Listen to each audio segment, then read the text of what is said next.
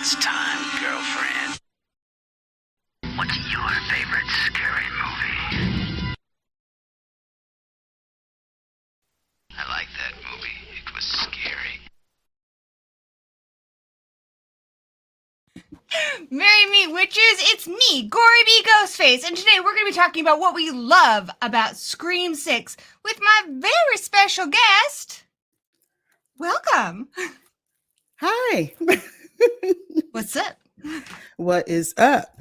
Would you like to introduce yourself? What you do, how you do it, where you do it? Hi, I'm Ivotres, and I have a show on YouTube, Instagram, TikTok, Twitter, I think Facebook, called Horror Movies and Beyond, where I review horror movies for the living to understand the dead. And plus, I interview horror celebrities, YouTubers, podcasters, all that is horror. Kick ass. I'm a big fan of her show. She just did Shudderary, which I love Shudder. So that was awesome. I love the love for Shudder. I'm also loving your cabinets behind you and your skeleton with a face hugger on it. Oh, yeah. I'm in the process of packing, moving, so that's why it's down there. So X's in the back. Yeah. I've been there. I have been there. All right. I am really excited. So I'm assuming you saw the movie, right? Yes. Otherwise, we would have a very short conversation. Guys, I'm going to keep it mostly spoiler-free. I can't promise you nothing, all right? So hopefully you guys have seen the movie. I mean, if you really wanted to see it, I think, barring some emergency, probably did see it. If not, we're not going to get into big spoilers like the ending. You guys know how I organize this show. We're not going to get into like the killers towards the end, but we will. All right, what's on your shirt? I have to know. Oh, my shirt is me trying to get through life, and then there's you can't see it, but there's a train wreck. I like it. I love your headband. I told you that right before the stream, but I love headbands.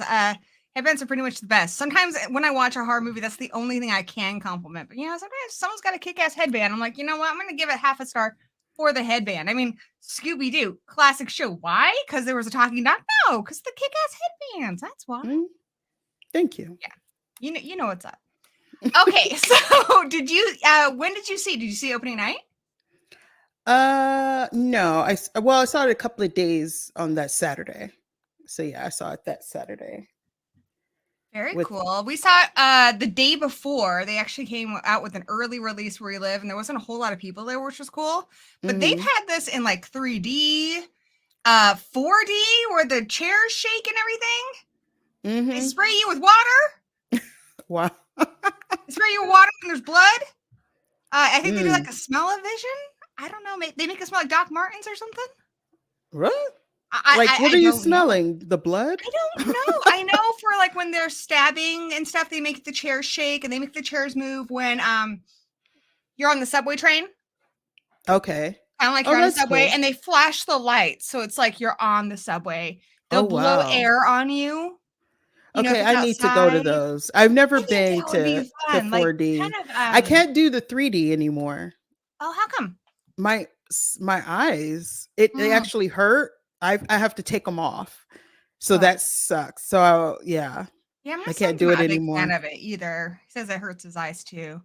4D sounds fun though. Kind of sounds like those dark rides, you know, at like Universal Studios where there's like a big Mhm. movie thing. Not quite as intense as that, but you know, your chairs move around and stuff. So kind of makes me think Mhm. of that. And I didn't say hi to everyone in the chat. Welcome, guys. I'm really sorry I don't have Eric for you here today. Unfortunately, Eric is one of those cool people who lives that van life. And unfortunately, with van life means you are subjected to the weather. He's in the middle of a big storm. So let's hope that he is safe. He's a pretty smart dude, so he probably is. And of course, you guys know Craven's been really, really sick. He was going to join me today. He's okay, but he does need to focus on himself and his health. So he's been off of social media and stuff. So of course we need a big Care Bear stare for Craven and a smaller Care Bear stare for Eric. Because I'm not worried about Eric. I know Eric's okay.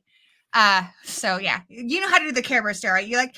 You put all your positive energy in your belly, like in your womb, and then you Mm. blast it off into space. I was a huge fan of the Care Bear cousins. I like Oh, them. I love those guys. And I actually like Darkheart. Yeah, dude.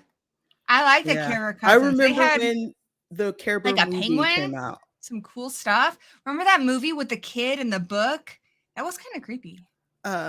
Oh, you don't Never Ending Story? No. The Care Bears movie. There's this Oh, kid. It's kind of a little oh, bit like Something Wicked This Way Comes. It's kind of, there's like a carnival and a creepy guy. that why I don't remember that. Well, I only seen it once. You need to check it out. It's one of those things that's like way scarier than you remember. Uh like I need to do a stream or something on really creepy kids movies. I just got Somebody said Return the to Oz again the on a DVD. That one's a good one. Also, welcome. Congratulations on 1 month of B Movie Coven membership, Jason. I'm sorry I've been neglecting my B Movie Coven meetings. We are still going to do a watch party of Love Witch. I've had to keep postponing because we did the Oscars, which is a big event. But things are settling down now, chilling. I kind of do that thing. I don't know about you, but you have like things you do when you get a little overwhelmed. I either take a nap or watch a movie or play a video game. So lately, I've just been playing The Forest a lot. Mm. uh, I do video games. Like if I'm yeah, overwhelmed, I kind of it's do like a the little video game. escapism. Yeah, Like I just a can little deal bit. I with can't play them that long like I used to. yeah, Like like a couple probably an hours. hour. Like Yeah. I can deal with this guy starving on an island with cannibals. I can't deal with my own freaking I people get in it. America first world problems, which are all very stupid problems in the worldwide scheme of things. But sometimes Mhm. for me, they're a little overwhelming, especially when it's a lot of social stuff. I need to like recharge my batteries. Nice to see you, Fairpoint Station and Horror Tories here. Kevin, Now It's Dark, Spooky Robin. I'm looking forward to seeing you here soon at Crypticon. May Ann's here, Cheyenne Peterson. And I think I got everybody. So, guys, you probably are already subscribed to Horror Movies and Beyond, but if you are not, her link is in the description below, and it's a kick-ass channel. And you can follow it everywhere. It's kind of like mine, where you type Horror Movies Beyond in any of the social medias, you just find it. You find it, and then good horror things come to you, as they should. All right. So, what did you think of the movie? Like, what were your first impressions? Were you surprised? Were you scared? Were you excited? Oh man, I was excited. I had a lot of fun watching it. I was with Storytime Guy. I don't know if anybody knew who that is, but his name is Matthew Torres, and he has a huge following on TikTok. And yeah, I hung out with him. It was a lot of fun. It was just, we were like talking during, like, oh, this is my theory, this is what I think, no, it's this, I bet you it's him. Like, people were engaged, and like the audience was engaged. It was a lot of fun. That's so cool. My son never goes to the theater with me, really, because he gets a little tired of like a lot of the horror movies I watch, but he does love a good whodunit. So he did come with me, which was so fun because he's on the side of me and he's laughing out loud on the funny parts. And every like 5 minutes, he's like, "Oh, I think this is who did it." And then he's like, "Oh, okay, final answer. This is who did it." He's so into it. It was just really a fun experience because I've never seen a Scream movie with him at the theater. I've seen them all in the cinema, but never with him. Because he wasn't even alive when the first one came out. Thankfully, because I was in high school. I kind of, when I was watching it, even when I saw the trailer, I was like, as soon as I saw the beginning, I was like, I knew what was going to happen. You're clever. See, what's crazy about this one is I actually was spoiled on it because of the leak. And part of me thought, well, what if the leak was intentional? What if this movie's commenting on movies? Because that's something I thought would be really clever, if it's commenting on like how movies get leaked and everyone's trying to spoil everything and everyone's trying to, I thought, well, that's something that's going on in the current movie sphere that would be kind of interesting. And what if they didn't, like, they like let it leak to kind of make it like break the fourth wall a bit? I thought, that'd be so clever. And I was really just hoping I wasn't spoiled on it. And I'm watching it, and a certain character dies pretty early on. And so I was like, there's no way that leak is real. There's no way, because that person would not kill their own family member. And I was, and then there's another scene where I saw both of them on screen, the two people who were leaked. I was like, there's no way. It has to be wrong. So even though it was spoiled for me the whole time, I'm like, okay, well, who did it? It can't possibly be that. So I was spoiled, or not spoiled. I was surprised. Oh, I avoid the really internet. Excited. My other friend Kayla, who does the Bloody Book Club with me once a month, she's on the other side of me. Her and her husband are so adorable because they actually get scared of horror movies, which is cool. I'm envious because I don't get scared that easily. She's freaking out during the Evil Dead trailer. I'm just like, how fun is it to be you? But yeah, she's like really like, getting nervous and stuff, which was really fun. Like two different experiences on either side of me. And at one point I remember I was watching and I just turned to her and I'm like, I'm having so much fun. Like it was like going to a theme park or something. Like I was having so much fun and I didn't want it to end. I'm like, oh, we're about halfway through. Bummer. I want more. Like I really want to go see this again. They actually have it in 3D. I'm trying to find out if there's a 4D one though within driving distance. I don't know if we have one in Washington. Well, I only seen it once. Me too. And I had to write a lot of notes for a reason. But yeah, I had a lot of fun. I already knew. I didn't see any spoilers or anything. I knew they were out there. Good. I had sent out a tweet, "Hey, watch out, be careful." But I knew when I saw her, I was like, "Oh, she's dead." Like it was the color she was wearing. Sometimes if you pay attention to the colors that they're of people's clothes, they kind of tell you who's going to die. Well, and there's a theory that if someone wears plaid, they're Ghostface, and one of the Ghostfaces wore plaid. But I don't know like how accurate that theory is. I mean, I haven't like checked all of it. I'm not like, like scanning the movies for plaid because I would think, it's just probably a common thing, but it is interesting. Yeah. Jason says that he and his husband had a blast. There were 20 with us here. Our theater, we did have that day before showing, but I had been looking for it. I'm hoping that we would get one. And they announced it the day before. So there was like 14 people. My husband was wearing our Ghostface costume, but for a little weekend killing every so often. But he wore it in there and somebody actually came up and asked for his picture. And it's just like, dude, you're brave. You're brave. Because anybody can buy this. Anyway, and it's for their daughter. Right. No. It was really funny though. It was cool. Yeah, he was having fun creeping people out. Yeah, Cinemark has the plushes and the cups. You can order the cups and the popcorn bucket online, which I did. I won't get it till August, but it's gonna be fun because I'll have forgotten about it by then. I'm like, oh yeah, I ordered these. So Oh, I didn't get a chance to do that. You can order it now, huh? It's online. Oh, okay. I thought they were gone. Yeah, they are, but they have one on the Cinemark website. I'll put a link in the description after this. You can order the cups and the popcorn bucket, and you won't get it till August, but you will get one. So that's cool because Okay. people have been like scalping them and stuff. Mhm. So this movie's doing really well. I think on average, I saw on Letterboxd, most people were giving it about 4 stars. So most people seem to really, really like it. The critics are really liking it. Overall, I'd say the reviews and stuff are pretty favorable. I was really happy that I liked it. We talked about this last week. I love all the Scream movies, and so for me, Scream, like, that's a high bar, because they're all good. There isn't a bad Scream movie. There isn't a one where it's like you're gonna skip that during your watch party. They're all good. So when you say that one's in the bottom of your list, it's not like you're saying you don't like it. You're just saying like I like the other ones more.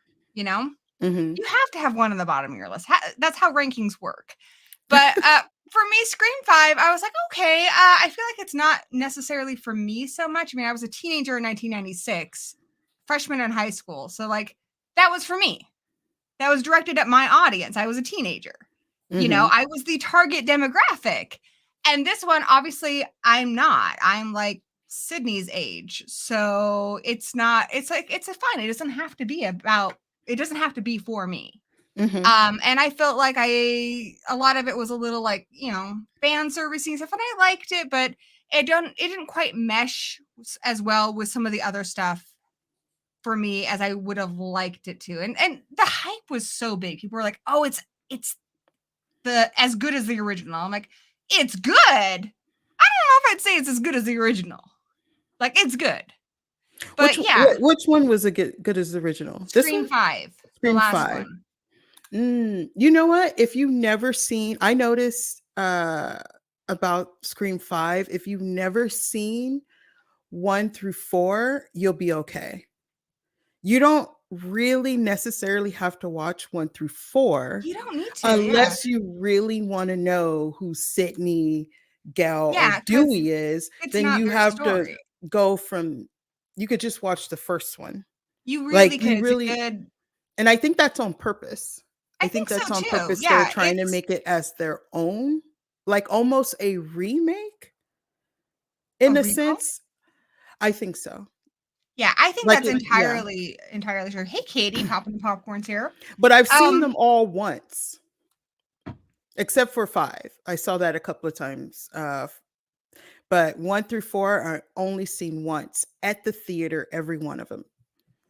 Except for so 4. I had to watch it twice for a watch I love party. 4, but Scream 5, I felt like I liked it, but I feel like everybody was so like had such a great time, and I'm like, it was good. It's the bottom of my list.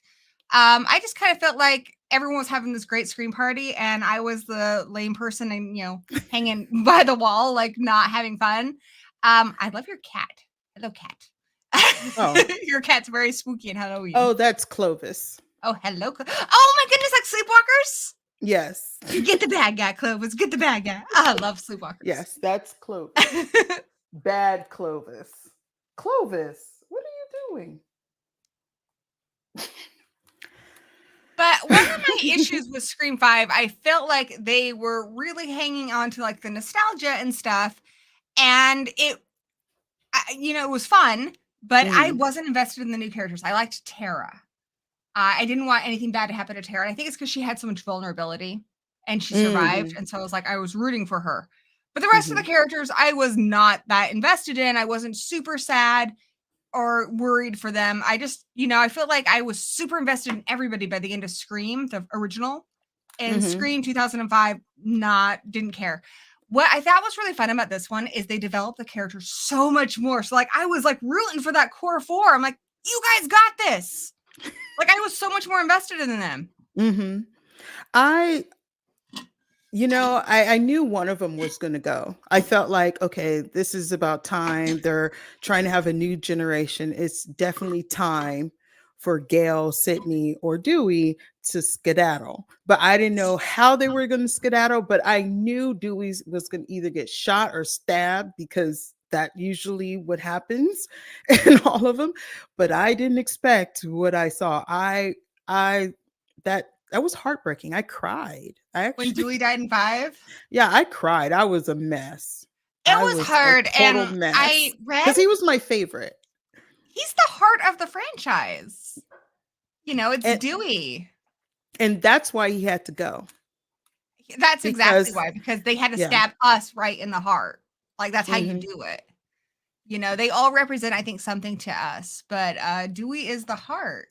And he was so important because I felt like he kind of redefined like what a hero was for this franchise. You don't have to be, like this Sylvester Stallone, Arnold Schwarzenegger, badass, like walking away from the flames kind of guy. You can be a guy who's a little bit dorky and stuff and still be a heroic person. You can be somebody who maybe trips a few times, on their way. But yeah, I think that's what made him what made him heroic is that he was afraid and he was vulnerable, but he still put his life out there for other people.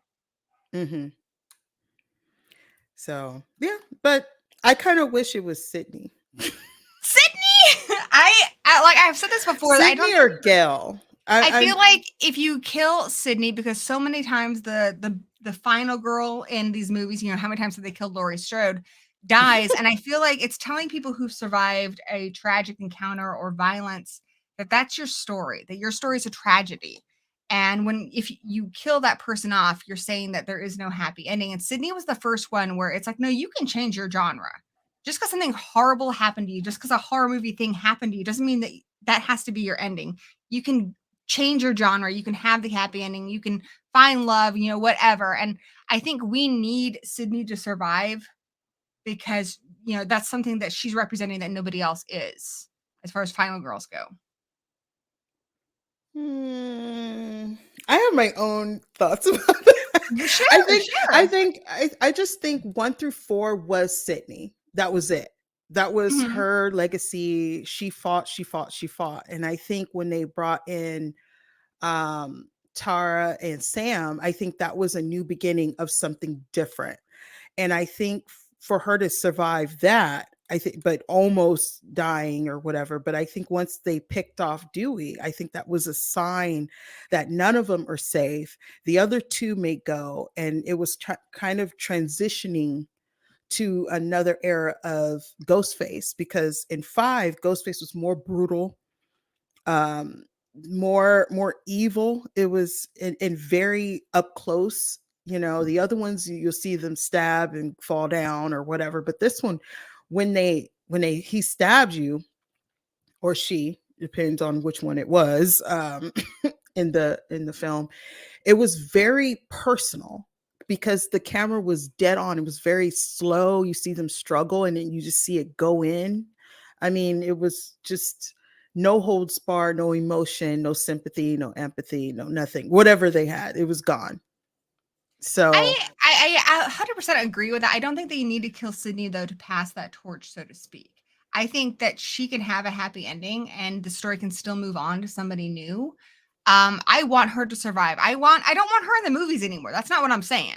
I mhm, actually thought it was a mistake having her in 5. That was one of my complaints. She felt shoehorned in. They didn't give her anything interesting to do. Her story, I felt, ended at 3. Her whole arc. She came to terms with her mom. She was no longer vulnerable at the end of that movie. She became a mhm, survivor. And even 4, she's back as kind of like the weather-worn hero, but she doesn't have an arc really. She's there sort of like the Giles on Buffy to offer advice and stuff, but she is no longer the final girl. She's not vulnerable in part 4, and you need to be vulnerable to be the final girl. but I think So, that was the test in 5, yeah. though. That was the test to see the transition between 2 other girls. Like, Yeah. will she be missed? Will people care? That's why her story wasn't so significant in there, because I think they were trying to find different final girls and leave her as the legacy 1 through 4. I think it was just so it didn't make it jarring, because if they did Scream 5, with no Sydney, no Gail, no Dewey, I think people been disappointed. Like, where are they? They are Scream. So I think that they had to do that in some form. I To agree. I agree. I don't think we needed her in 6 though. I didn't miss her, and what I liked is not having her in 6 allowed them to focus more on that core 4. So we've got Mhm, Tara, Sam, Chad, and Mindy. I really liked Mindy in this one. I wasn't a huge fan of Mindy in the last one just because she felt like Diet Randy. You know, like just 1 calorie, not Randy enough. But in this one, I love how she was like, no, I'm going to get the killers right this time. Like, she's treating it like a game. And that's how she's surviving, I think, by kind of distancing herself a little bit, by treating it like, and I think that's why at the end of the movie, she is kind of a little more happy-go-lucky, though she was stabbed pretty bad. I think they should have sold that imagery a little bit better. I loved Chad. I love that he's kind of got this himbo thing going on, like adorably, just very sweet. But very, he's the new heart, I guess. I don't know what kind of knife they're using or what kind, because these people get stabbed in the guts and they just keep going, except for one. She got stabbed in the gut and twisted, and she didn't even die from that. She fell. Yeah. And I just thought it was Nika. I thought it was like, wait a minute. I mean, that is how it is in these movies. Kirby almost died from one stab wound. And then Chad gets stabbed multiple times. I'm like, oh, he's dead. He is dead. I thought he was, yeah. And then he shows up at the end. But I did read about that. I guess what Radio Silence was trying to do is Scream, 1996's Scream, is a feel-good movie. It's a rare feel-good horror movie where that music comes up and you're like, that was a good time. And it's so rare to have that with horror. You don't have that after Saw. You're like, oh, Jesus, I need to watch kitten videos now. Like it's chills you. But Scream, you're like, oh, that was fun. You're energized. And because everybody you really care about, with the exception of Tatum, makes it out. And so they thought, this one, we took away Dewey in the last one. That was a huge hit for the fandom.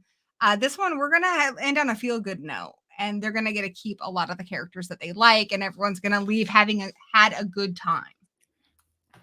Yeah. I feel like the only thing that was a little jarring at times is the whole Sam.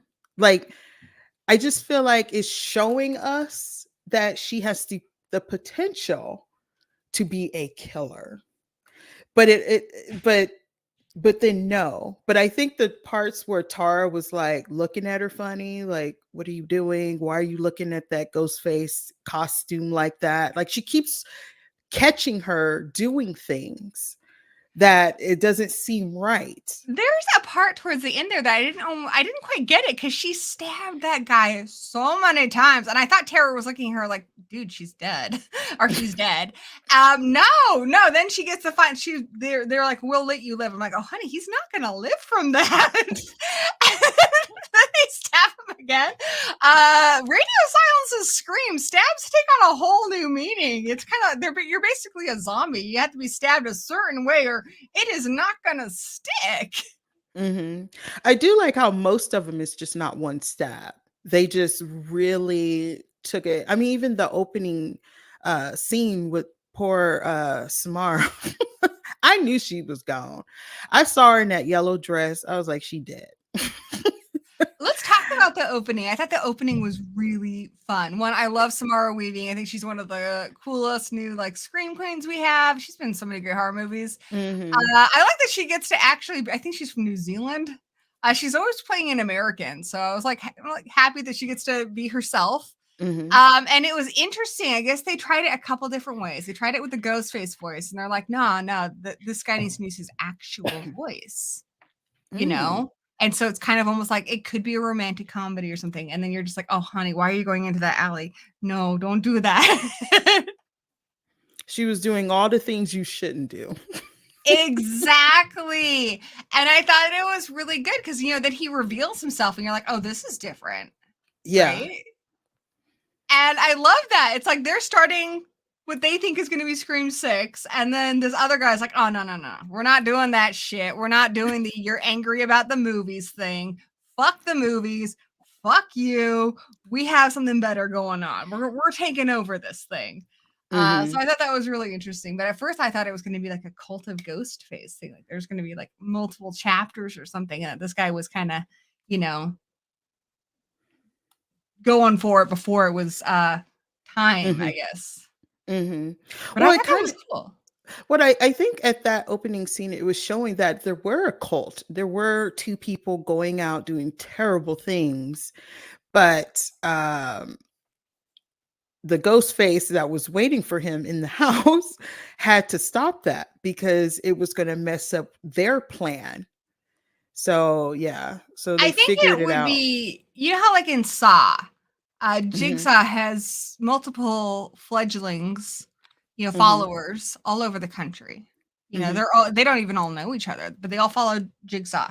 I I think eventually it would be cool to have that with Ghostface. I think they would need some kind of leader to tie them all together. Stu would be a good one, just saying. Um, but this one, I felt like it was kind of going in that direction. But then, I felt like this was gonna like these two kids were doing kind of the Scream movie we've seen before, and this other Ghostface was like, no, no, we're gonna do something. We're gonna do something completely different. It's not even gonna be about Mhm. the movies this time. This time it's personal. Traitors. But Yeah. I as soon as I saw the ghost face, the one that was the ghost face, because I know there were like three, but the bigger one, There's five. there Oh, were. okay. Well, I'm talking Five, about the. six if you count Sam, because she kills someone in the Ghostface costume. Well, I'm talking about the actual killers, the three, But not the two in the beginning, the guy did kill well, someone. So I not mean, them. The ones that are I know what you're talking about, but I'm just saying, like, it's kind of cool that yeah. we have, if depending on how you define Ghostface, we have six Mhm. Ghostfaces. We have Yeah, that's true. six But people who okay, kill in the the costume. the family of trio. Let's go. Yeah, but I know what you're saying. I know what you're saying. Yeah. See, now I forgot. I'm sorry. That's okay. What was I gonna say? Oh my gosh. I forget it. Sorry. No, no, no. Um, Oh. Okay. We'll go back to it. I know it'd come back to me. sorry.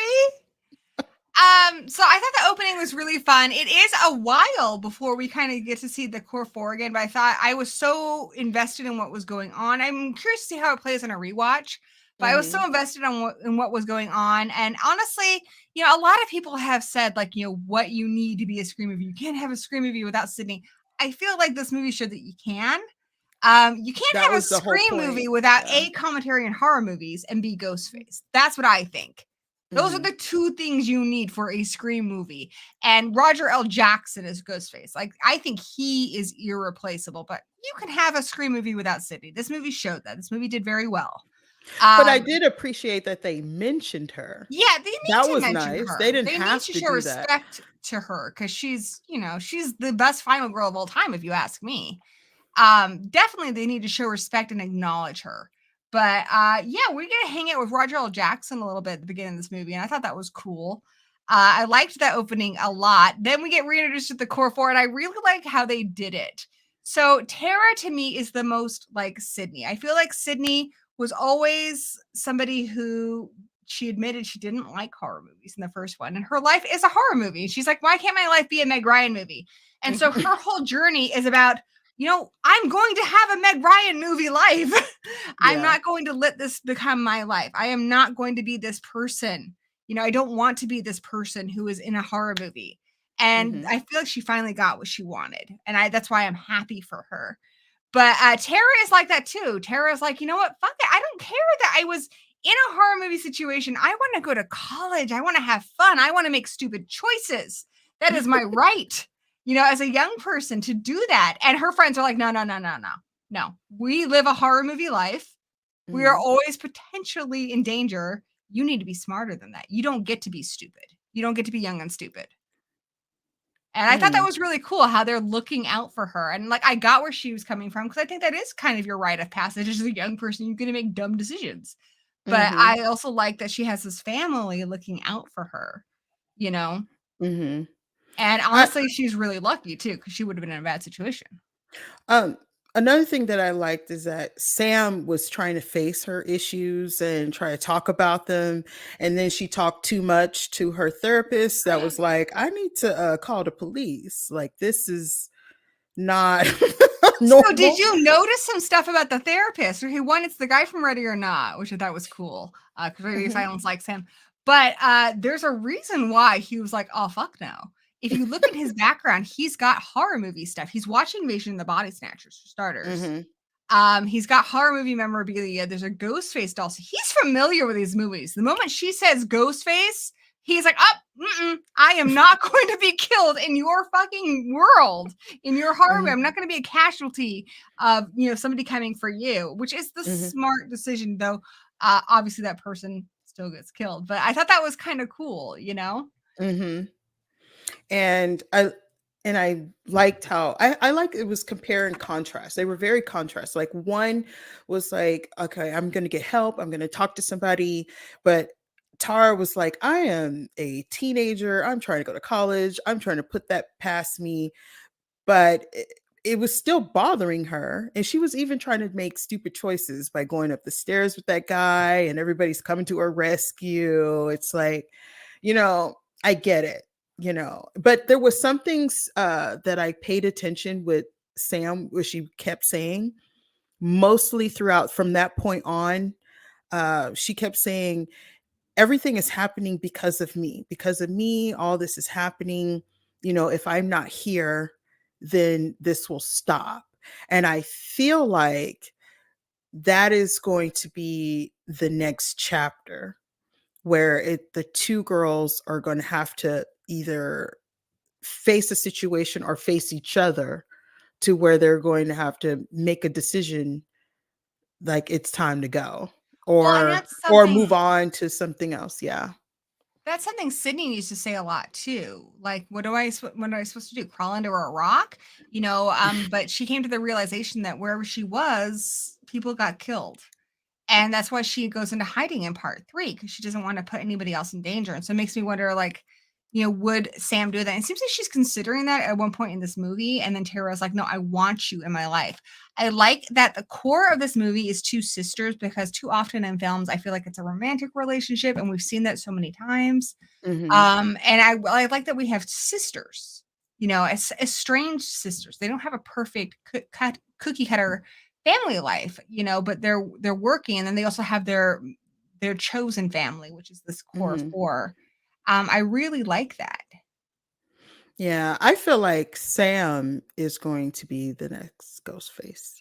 I don't think so. I think that would be. It implies it a lot, like all the time. It does, and I would love to see that. I would really love to see the two sisters kind of go at each other. I feel like because Sam is so hyper aware of everything that's going on with her and stuff, she's not going to let herself get sucked into that. Well, she did though.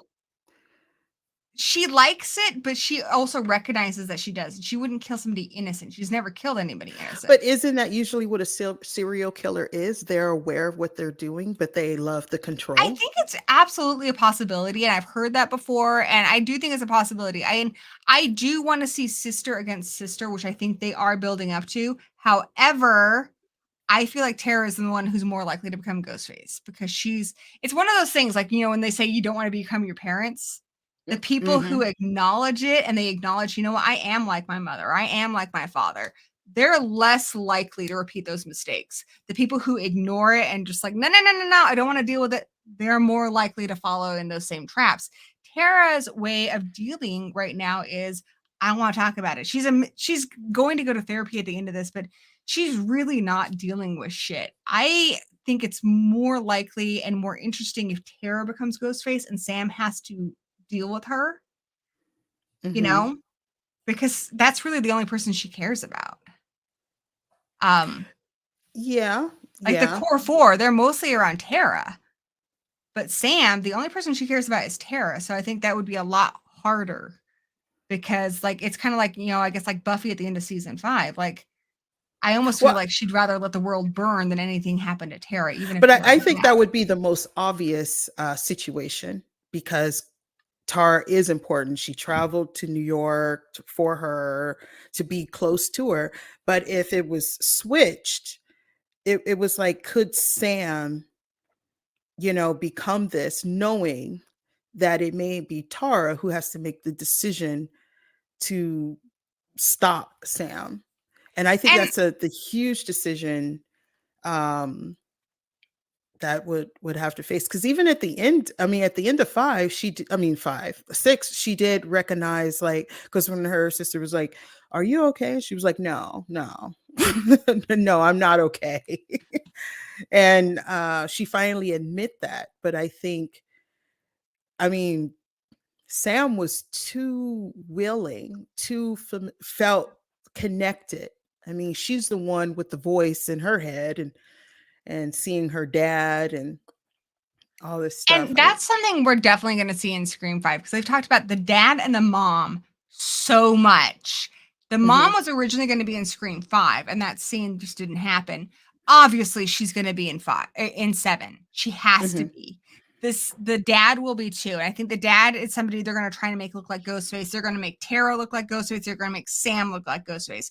I think ultimately, while it's interesting to have the sisters suspect each other because it breaks down that relationship, because relationships are built on trust. If you suspect somebody you trust of being a killer, you don't trust them. We had that a little bit in Scream 5 with Tara suspecting Sam.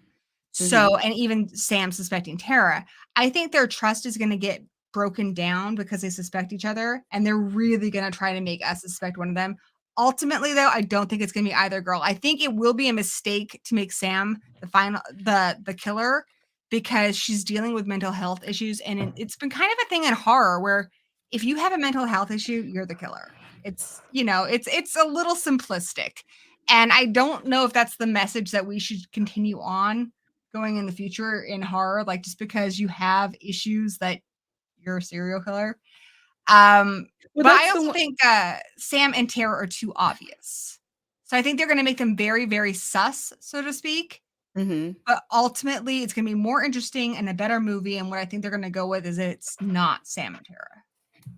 Well, that's the good thing about horror movies. They could bend the rules. They can make up any rule they want. And I think that if they don't make them one, that's totally fine. But I feel like, I do agree that they should almost make them one, like, Yeah, yeah. see it. But if one turns out to be, then they must have an idea of how far these characters going to go. Are there going to be other sisters? Are they going to do they have like 3 films under their belt? Like how far are they going to keep going with that? And I would be surprised if one of the films they didn't even reveal who the ghost face is. It kind of That's just interesting. kills someone, and we that's it. You don't see who it is, and they know the person is at large, or something like that. That would be interesting because they don't do that. Well, and something else to keep in mind, like I remember one of the reasons why Scream was such a fun movie for me the first time I saw it is I'm watching this like a horror movie fan, and I'm like, oh my God, they are really pushing it on the boyfriend. It's not the boyfriend. You know this. You watch a slasher movie, the person who's the very big red herring where they keep saying, this person did it. You're like, they didn't do it because you're telling me too much that they did it. So I'm watching Scream for the first time. I'm like, there's no way the boyfriend did it. They're pushing that too hard. It was such a surprise when there's 2 killers and the boyfriend did do it. Like they played me as a horror fan. So there are ways to make Sam or Tara, even though I think they're the most obvious suspects in the next movie, there's ways to twist that, have them be the killer, and make it interesting. Yeah. I mean, they could play off as it'd be really okay. I totally get what you're saying, and I like what you're saying. But it would be really interesting if number 7, we didn't know who the killer was, and it kind of played on that. Now, if they did an 8, then she finds out it's her sister, but she has a choice. Is she going to say anything or not? And then she doesn't. I think that would really put them on the run. Like, what would you do for that? And I think if they wanted to end the era between those two and move on, because Ghostface could be anyone, but I think they can only go so far at this point, because I just feel like, I don't know. I just feel like, okay, 5 was great. It really pushed the limit. 6 was like unbelievable when it came to like who Ghostface was, and just It very was so brutal. well done. It was so Yeah. surprising. I think 7 should be more a first time mystery. I think so. I think that would be really cool. Um, Damn it. I did the same thing you did now. I was going to say something and I totally lost my train of thought. I just whoosh, went away like a little birdie. But I knew the Ghostface was going to be a cop or cop related. That was it makes the first sense. thing. It makes sense with like the guns and everything, the way they were using weapons, the way they were stalking their prey. Hi, baby. What's up? Say hi to my friend. Hi. It's Danny. He got Ghostface in a shirt. Yeah, I do. Hi, baby. Hi. Thank you for the beer. No problem. Gonna get another beer. You want one? I'll be right back. One of those movies where you know every line. Oh, I know what I was gonna say. I think what would be kind of interesting, and it's something they could do where, I mean, I think we like rooting for Sam and Tara. I think we're to the point, at least I am anyway, where I like them. There's a way to make Sam a Ghostface and still have us be conflicted about her. Like, what if Sam is trying to help Tara? What if it's like a Dexter thing? She's getting rid of like had she killed the guy who was going to basically date rape Tara, we knew that was going to happen. Are we going to be really broken up that she did it? If she's killing people who are ghost faces, there's a lot of people who are taking on the mask. She's killing people that she knows are going to be killers. Is she really that bad of a guy? Bad of a person? No, but she is crazy. Sam is crazy. I mean, you cannot deny that. It doesn't matter what you feel about, they shouldn't make somebody crazy or not because mental health. It's horror. Everybody crazy. I think she should be crazy. I think a lot of horror movies use it as a scapegoat. It's kind of like with witches. I've seen a lot of horror movies like Suspiria where it's like, well, why did they kill them? Because they're a witch. There's a lot of different kinds of witches. That's not a good explanation. Why did they kill someone? Because they're trans. There's a lot of people who are transgender, like Dressed to Kill. That doesn't make you a serial killer. Why did they kill them? Well, they are a sociopath. They have schizophrenia. A lot of people who have schizophrenia, that doesn't make you a killer. I'm just saying, if they basically just say, well, she's got mental health issues, that's why she did it. It's weak. They need to give her more. Then they shouldn't have started that in 5. I think they can, and I think it's a good red herring. But if she ends up being a killer, they need to give her more than she has mental health issues. Well, we saw the potential of her being a killer when she started putting on the Ghostface outfit towards the end, when she did all them stabbings, when she takes the blade and she wipes it away and slices someone's throat. We see the tendencies anyway. We know that when she's sitting in the car in 5 and she see Billy and talking to her, that is already established. So there's no getting away unless you start taking meds and then hide all that. But even then she was taking meds and she still saw Billy in the glass talking to her. So it doesn't matter. Like simplistic though, like it just seems like it would be too obvious if it's her, unless they add something to make it interesting. Well, the most interesting part is that we don't know what's in Tara's mind. So I did like when you said, hey, what if she turns out to be turning into a ghost face? Because now at the end when her sister said, are you okay? And she said no. Now she said, I'm going to start getting therapy. So it would be interesting to see 7 start with her trying to cope with the trauma, and she doesn't know how. She's not as strong as her sister. That can play out to she's being conflicted, and maybe that Sam has to use what she knows to stop her sister from becoming something that she already is. Now, that could be interesting. That could be interesting. And I think that having their parents come back into play is going to really challenge their relationship in a lot of ways. And I think they need to bring their mom and their dad into this, because I think it's going to really complicate things and kind of screw with like their loyalties a little bit.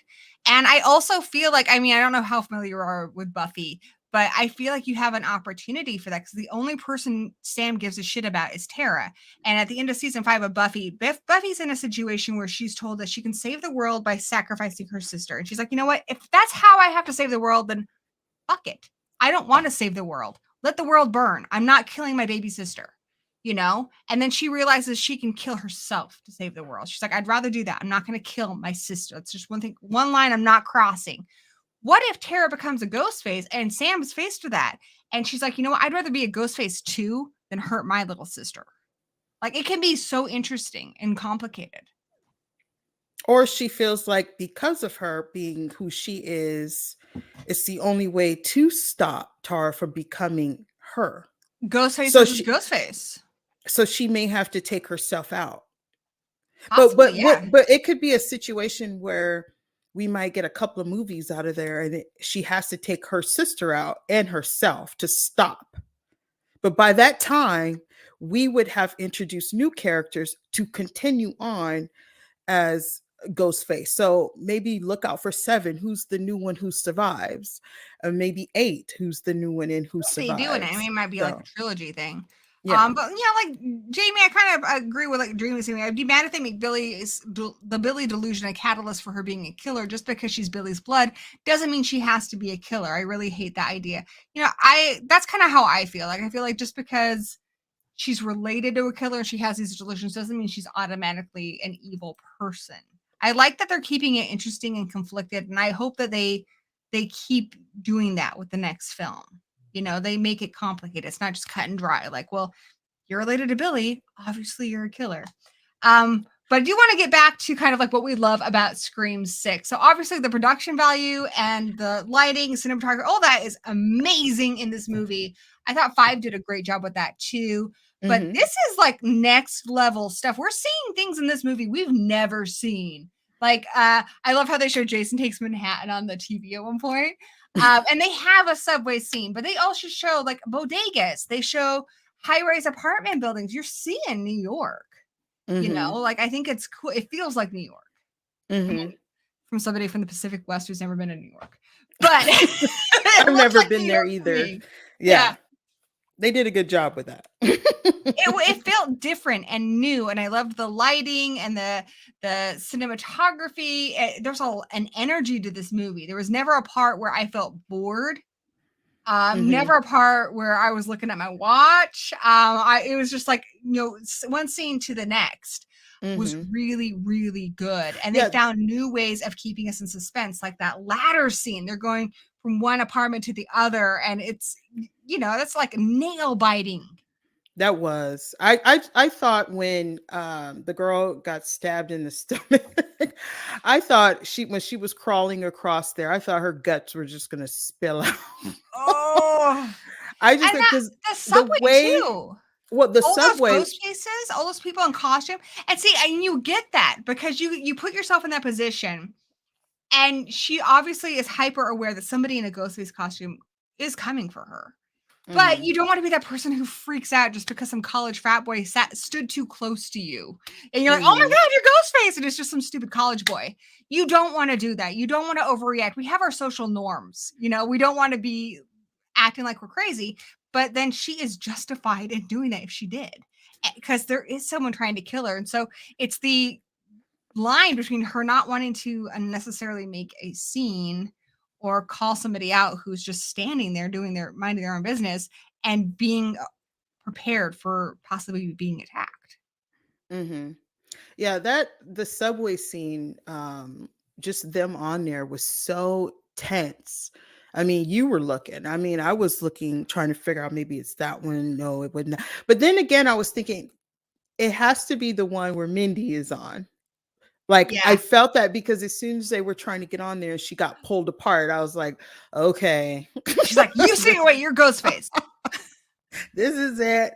But it was so intense because you had no idea when it was going to happen. I Yes, or mean, from many, where, because there was yeah, multiple ghost faces. and those lights kept going out. I'm like, is that how it is? The subways in New York, the lights just flicker in and out I don't because know. I've that been was on tube, you know, I moved here from England. I've been on tubes there. I don't remember that. And I have in Seattle where, you know, I live in Washington State.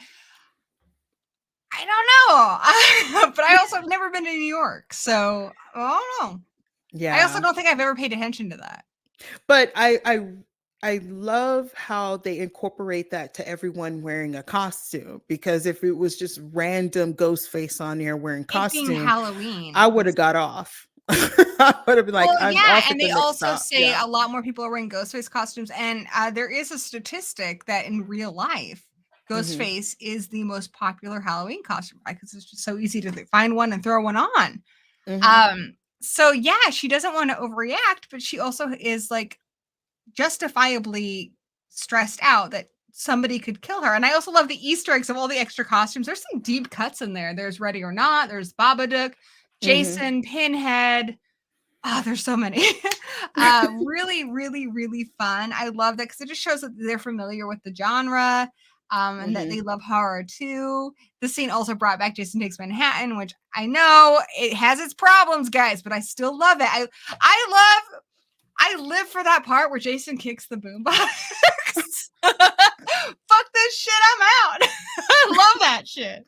But being Mindy being the one that's talk about all the rules and how you should follow the rules and how the rules save your life and everything, I could see the expression on her face, all those things she was talking about turning in her head, and she was using them to figure out who is on that train that she should Yes. be weary of. I mean, I saw that and it's like, can you be in that situation? Like, what if you're in that situation where you always know trying to be one step ahead, but then you're in that situation? Will you always be that one step ahead? And unfortunately, no. And I think that's part of the whole New York new rules. Cause it's Yeah. like, yeah, you're not always. And that also happened um and I believe, was it 3 or 2 or whatever, where he died? Yeah. Yeah, he died in 2, right? Huh? Their Oh, uncle? Randy? He died too. Yeah, right. Yeah. So I think what we're watching is, I don't know, maybe I'm wrong, but I feel like we're watching the Scream franchise all over again.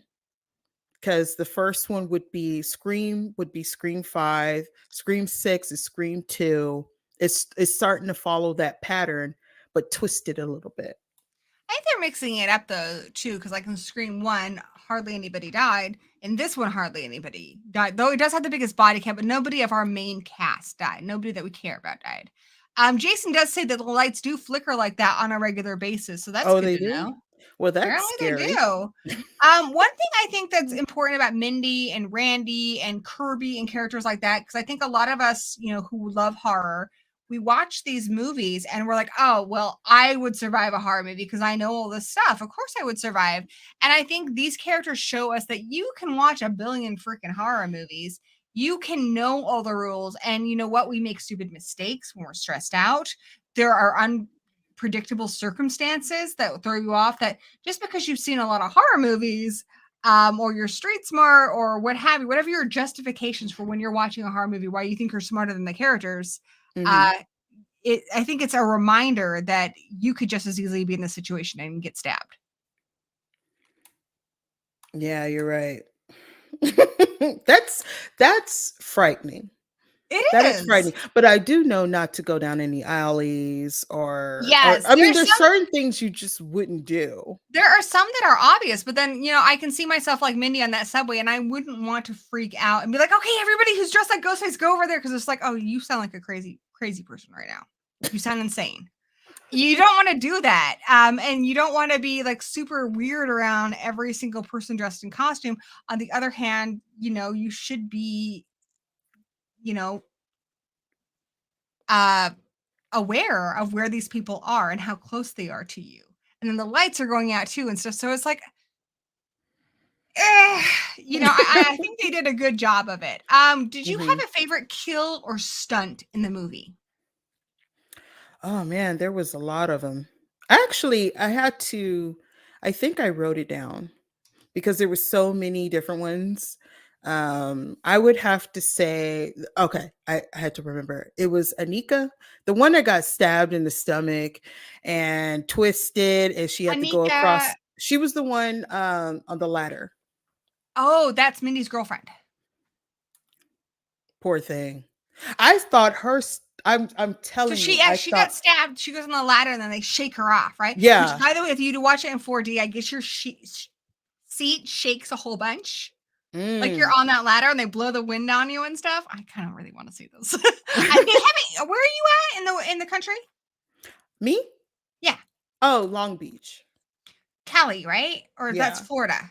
No, I'm sorry. Cali. Callie, I moved here from England when I was 10. I'm going to use that as my excuse for not knowing a lot about American geography. I've been to a handful of states. Yeah, I just But thought that was tough, and then she fell, hit her head. And that was just Callie, I think some of your theaters down there have that 4D. they do. I haven't. Not sure if It's you can handle it. no. It's just It might be a lot of things are. distracting. Well, no. It's just I don't know. I'm just so old school. I just rather I don't No know. gimmicks.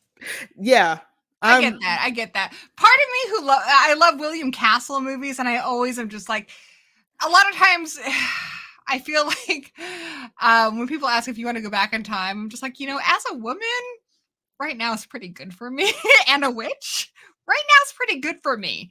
I don't really want to go back in time, but I wouldn't mind checking out like Psycho the day it opened, or going to a William Castle show like The Tingler, If I went back in time, it would be something like that. It would be you to talk see a about movie. oh, those came out in what, the 60s? Mm-hmm. Oh, I couldn't go back. Well, yeah, like, again, same reason. You don't want to go back in time if you're black. Yeah. It's just not. Nope. eh, Nope. it's not a good thing. But if you could just kind of go and sit in the back of the theater and watch it, that could be fun, right? Well, we've always been sitting in the back of the theater. Yeah. But yeah, I get that. I get that. But if I had to go back in time, we could the day it say came this. out.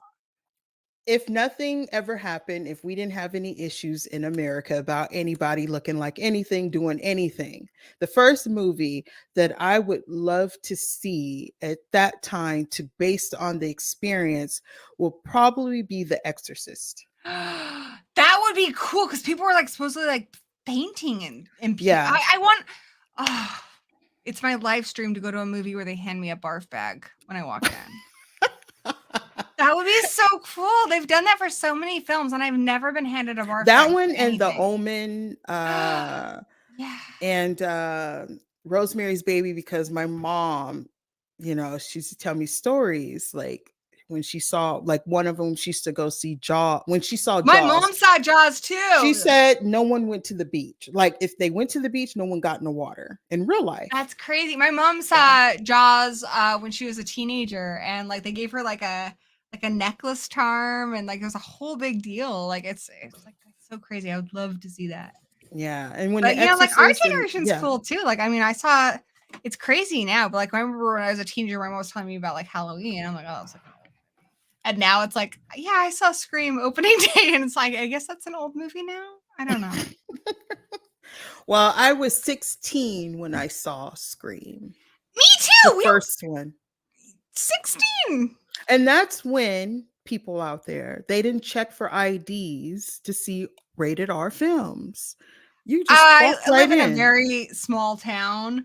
But my mom would have to, initially she would have to go to the box office or, whatever, and be like, yeah, she's good. And then after a while, they're like, oh, it's her again. Like, I think when Interview with the Vampire came out and I saw that like 7 times in 1 week, they're like, yeah, we know your mom's fine with you watching stuff. So yeah. That was when you could carry notes to carry a note. To buy movies and cigarettes and alcohol. Yeah. Oh my goodness. Yes. So we were talking about some of our favorite kills and such. Someone gets stabbed in an eye at one point. I think that might have been one of my favorites. I love how, you talk about stabbings in a movie and, you look at like Jason and stuff, and mostly they stab and stuff with their weapons the same way. But I love how Ghostface, he's getting creative with where he's putting the knife. Like, how they say, like, married people after a while, like, it's time to get into the weird shit. Right? I feel like Ghostface was like an old married couple where it's like, it's time to get weird with it. I'm going to put this knife in places you never thought of. Right? You're just that was gross. The stabbings were wild. It was brutal. I just remember, like, it was like 1 stab, maybe 2, and then maybe a slash. But this one, I love Tara with that knife, how she's just like boom, boom, boom, boom, boom. Like, I love that constant. Because a lot of times, I think until we had Jill, even Mrs. Loomis, she admits Mickey did the heavy lifting. A lot of times when we had women, it's killers. You know, think like Basic Instinct. It's kind of sexy. It's an ice pick. It's so delicate. And, you know, we never really had like vicious killers, you know, even like, you know, Mrs. Voorhees, we don't see her doing it. So I love that, you know, starting with Jill, we had a really like she carried her weight in that movie. And even Sam, she's just like bam, bam, bam. Like you can tell she's relishing it. She's having a great time. You know, and that's what makes us worried about her. We're like, okay, yes, you should stab that guy, but do you need to enjoy it so much? Well, she did say it. She did say it. So you still have to look out for her. And I think that's what Tara's doing. Tara's like, I'm keeping my eye on you. But I think it's hard when it's like the only person you really love. You know, she's like, I want you in my life and stuff. She loves her sister, but you can tell Tara's keeping her eye on her. Like, I'm watching you. You know, like, I love you, but I'm watching you. I get that. I get that. My husband is a slasher killer. You know, one of those ones, I can't tell you how many times he's died and come back, or our son resurrects him. But, you know, you never know. Is this the one where he turns on his wife? Maybe. I don't know. You keep an eye on them when you have a slasher in the family. What you do. It's what you do. Do you think, okay, so you mentioned this earlier, and I want you to expand on it a little bit. What were the hints as to who was the killer? Oh, okay. I see what okay. I had to think about what you meant by sorry. I probably phrased it weird. Okay. The hints to me it was in the trailer. The trailer kind of gave it away. You're good. Well, I'm okay. The trailer, because the no moment big deal. Girl, you gotta because I was paying I was paying attention to what people were saying in the trailer. Especially when they showed the shrine with all the you know, the memorabilia things from different from past situations, crime scenes. That right then and there, I knew someone has to be in charge of something that has something to do with law enforcement, because who would have access to that? And I kind of had a feeling it was the detective in a sense, because I was suspicious with Kirby from the beginning. Really? I was hoping it wasn't her. I thought it was her until they said it's her, when they're like, she's not on the force. And I'm like, okay, it's not her. Well, see, that was to throw you off, because I think that was the point of the detective telling them that, to throw them off. Do you think she really was released from the force or not? Do you think he made that up?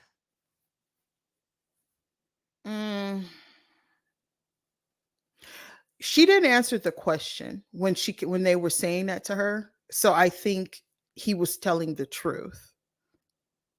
I think she took it too far, and she actually is on like you need to be on sabbatical right now. Yeah, I think so. But I think because of the stuff that was going on, that's when she popped up. Because I think cops have a lot of rules they have to follow. Like when they say like there was a misfiling of paperwork, and so somebody went free. I feel like Kirby's the kind of person where she's going to go after that person anyway. Yeah. You know, and I feel like she's probably crossed a couple lines in trying to do the right thing. You know, what you would want a cop to do. And that's why they're like, it's too personal for you. You need to take a break. Because she's trying to be a hero. And it's like, you know, like Batman, they say he's a vigilante because he works outside the law, because the law can really restrict you. And I think that's what she's been doing. Yeah, I think so too. I think she was she was going too far. She took some time off. That's why she didn't pop up in 5. And I think at that point she got her mind right, because, you know, that's a traumatic thing to go through, and just trying to live. And she was like, screw that. It's in my neck of the woods. I'm going to see what I could do, because now these strange murders are happening.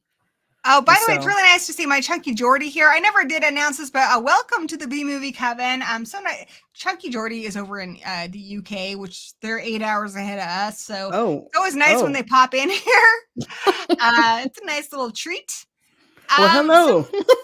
some hints to who the killer was. I got thrown off because there's that scene where they're at the park and you see the detective and you see Jack Champion's character in the van. So I was like, well, crap, we can see them both. So I thought one of them was the killer, but one of them couldn't possibly be. And then I thought there was another killer, maybe Kirby, who wasn't there. That's what I was thinking. Well, I got 2 of them. That was good enough for me. It was the. So how did you get Gwen? The curly-haired guy. The what? Jack Champion. Ethan. Yeah, Ethan. Oh yeah. I was like, this is so obvious. Like, I don't know, something about him just wasn't right. He does wear plaid.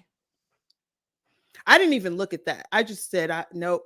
He has something to go. Something about him just does not feel. I feel like the detective made a lot of sense. Did you realize that they were all related? You talking about Richie? To Richie, Ethan, the detective, and Gwen. Well, once they kind of said it, it was like, oh, Richie. Well, we kind of figured out, and Sam was like, who? What are you talking about? It's like Richie, like, yeah. I like that they got Jack Quaid back for the home video footage. I thought that was really cool, and I think they did a good job. They did cut out a scene, and I know my husband, he was a little confused by that because Gwen says to Tara early on, she's like, my brother died. I get people being overprotective of you because after my brother died in a car accident, my dad became a cop and has been like up my ass every day. Moved to New York City. So, yeah, I knew she lost her brother. I didn't connect the dots though. And I guess they deleted a scene where Dermot Mulroney's detective character mentions that he lost his son. I think that they decided that was too obvious. He's talking to Kirby. Well, he did say that. I know he mentions at the end. I've only seen it the one No, time. not at the end. Not at the end. He did. He mentions that he lost a kid. Yeah, he said, I lost both kids. I thought he said it at the end. Because I wrote it down in my notes. No, because when the girl fell, I mean, not the girl fell. Yeah, well, that was the scene when she fell, but home chick was in the room and the boyfriend was looking like Rear Window, trying to get their attention, say, hey. I love it. And then they know that was a really awesome scene where Ghostface was in there with them. Yes. That was intense, especially when they were all looking at the door, like, what should we do? And then he threw her body out. And then when they were outside after all that happened, okay. So Dan says when Gwen dies, he says, now I've lost both my kids. Yeah, he did. He came up to them because they was like, because they do mention that he's Gwen's dad, so it all makes sense. Yeah, you're right. Yeah, because he did mention that he lost. He did mention that he did lose one child, but it was extremely briefly. So when that happened and he came crying up to Sam, and when they were all outside trying to make sense of what was going on, and he said, I lost both kids. And that triggered. And that would fuck you up. That triggered me saying that's him. That was dramatic. Because and here's the thing. I will say before the trailer dropped, this is before the leak even. I have a theory. This is how I called Jack Quaid as the killer in part 5. I have and Scott Foley as the killer in part 3. When they cast somebody who's well known enough that you know their fucking name in a movie as a small part, they're the killer. So Jack Quaid, famous, obviously. I mean, he's Meg Ryan's fucking son. She's mentioned twice in Scream. That's not an accident. That's her baby, and he in the movie, and he's a big deal because of The Boys. No, but the moment that movie started, I'm like, he's the killer. It's Jack Quaid, Dermot Mulroney.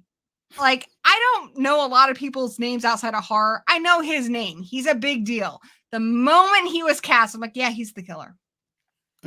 Just because they don't cast big people in small roles like that unless they're the opening kill like Samara Weaving or they're the killer. I want to say thank you to Horror Cash for the super chat. Thank you so much. And I got a little execution for you.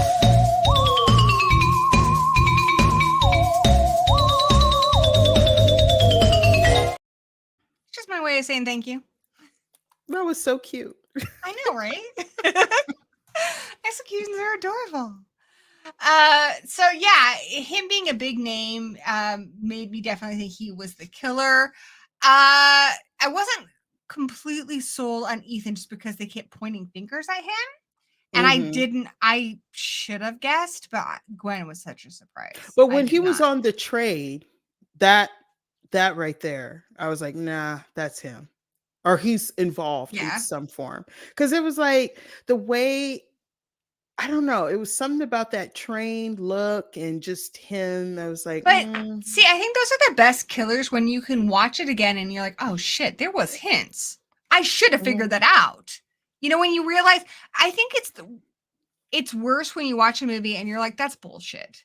Like, I love Friday the 13th, but there's no way in hell you can guess that it's Mrs. Voorhees. There's no hints.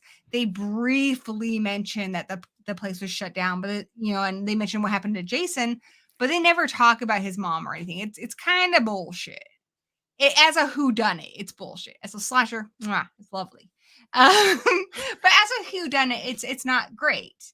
Because they introduce her way late into the movie. There's no real hints. Where I think great whodunits are ones where you rewatch it and you're like, oh shit, there was hints. I could have figured that out if I was just on it a little bit more, you know?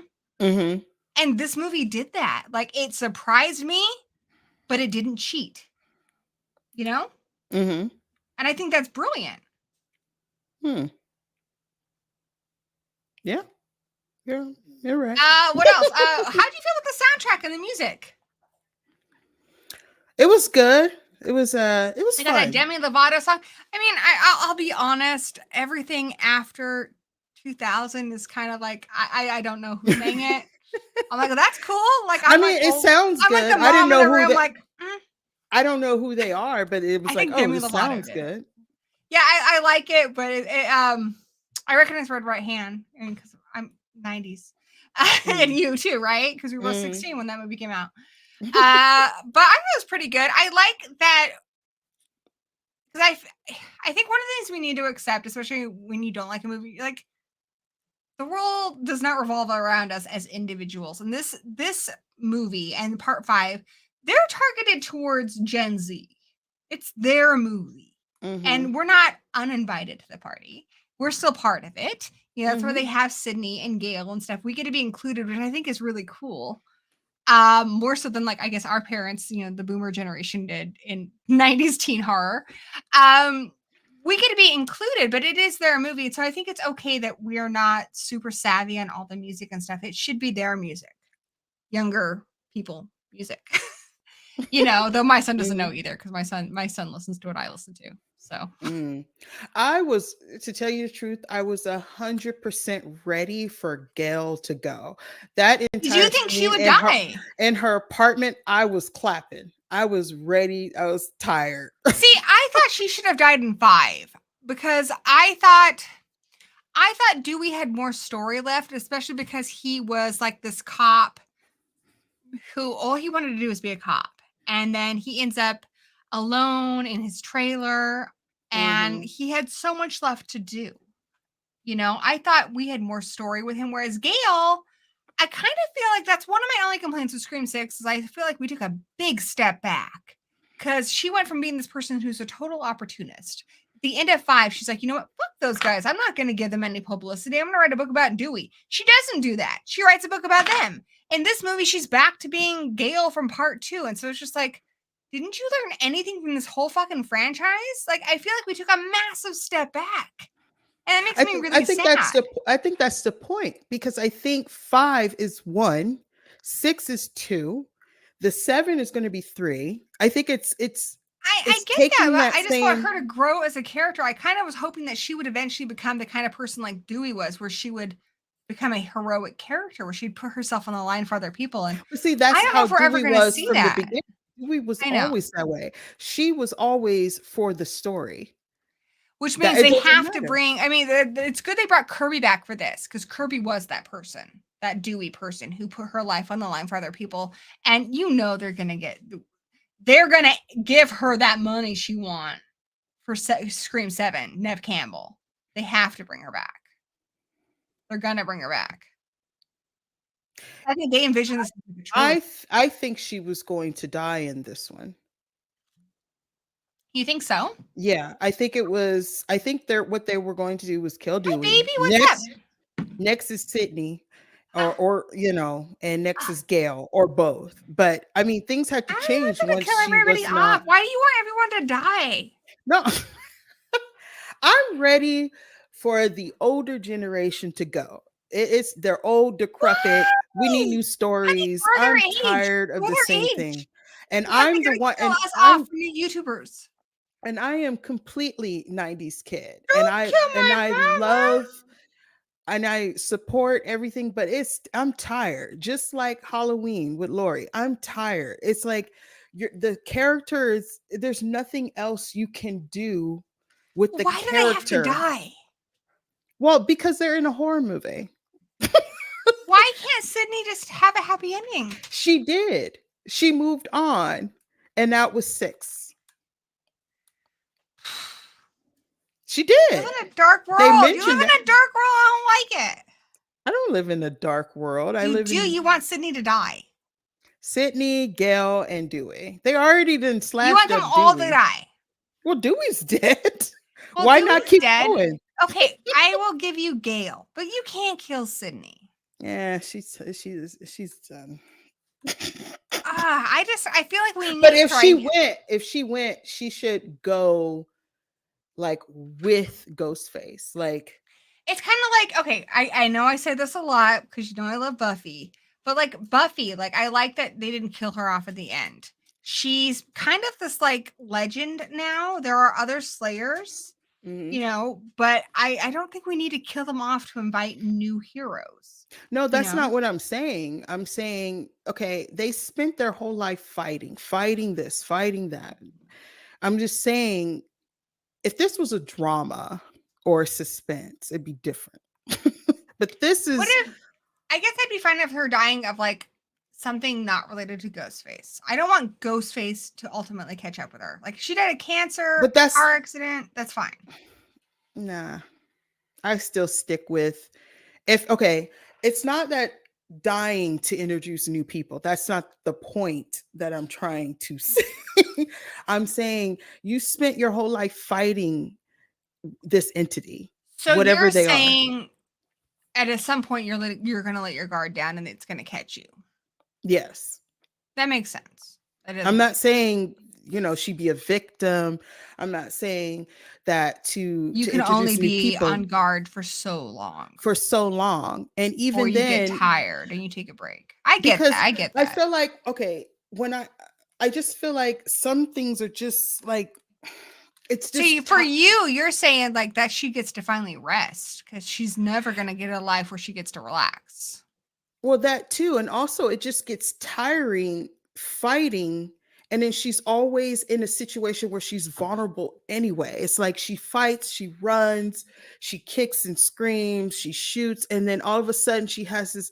They put her in a corner. She's just like, and then they stab her. I mean, it's like they're right there. Why talk? Just just. I get that.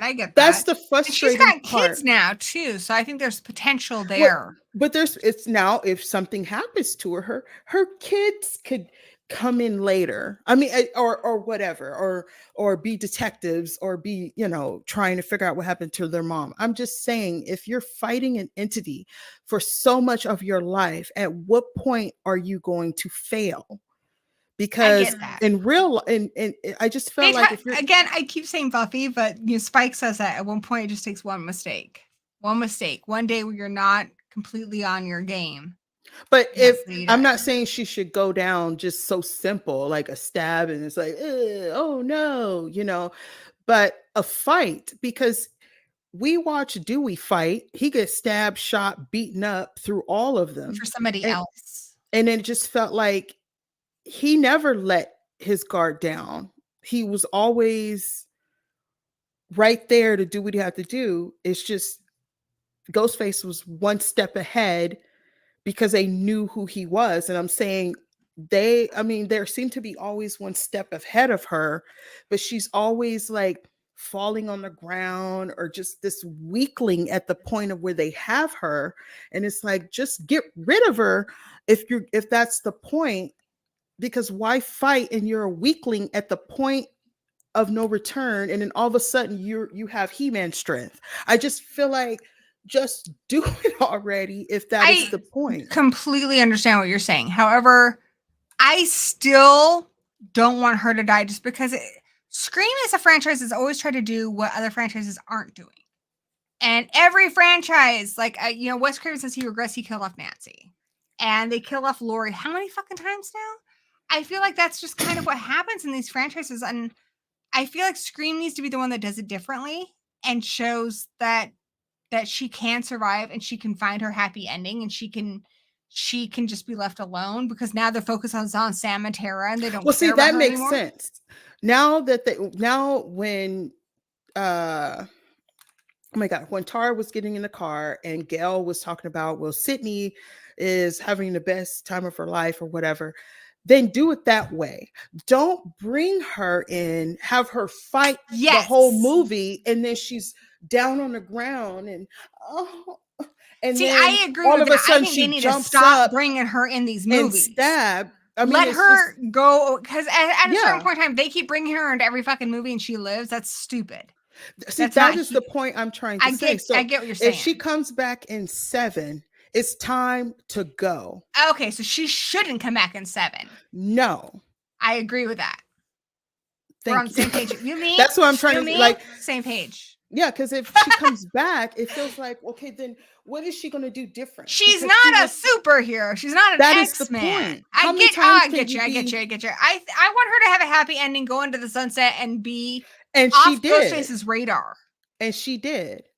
Exactly. And she was smart. She took Mark and the kids and she went into hiding. Yeah. I think, honestly, what would be interesting, because we haven't seen Mark again since they've been married and procreated. In the next one, let her have her happy ending, but if they need information from Sydney, bring him back. Have him relay the message. See, even this guy right here, Spooky Robin, he said Gail can't. He's a local boy, Washington. Gail can't keep coming back forever. Exactly. See, he understood. That's what I'm saying. So Gail got stabbed up and fighting. I thought it was the end, and then they talking about, oh, she might be getting out of surgery, or they don't know for sure. It's like, and I think they can only do so many rounds. Yeah, I think for her, I think they did it that way because they're not sure if they're going to be able to afford her to come back for 7. That's so true. If she can't Courtney come Cox back, did say she would probably play Gail for free because she loves it so much. It's like her she loves it so much. So I think they can get her back as long as they offer her something decent and give her a good story. Yeah, but if they're gonna kill Gail, but you're right. You can only do so many rounds in the ring before you get knocked down and you don't get up again. They're not spring chickens. Exactly. So I think, honestly, they were trying to do the feel-good ending in this one, but the next one they're gonna make up for it with a bloodbath, and Gail's gonna die in Scream 7. Or don't also want to say thank you for the super chat from Kevin from Haunted by Horror, also a great horror channel. For Red Right Hand 2, is Killjoy Jake making a Red Right Hand 2? I did not know about this. I need to talk to him. And for you, I've got some groovy dancing.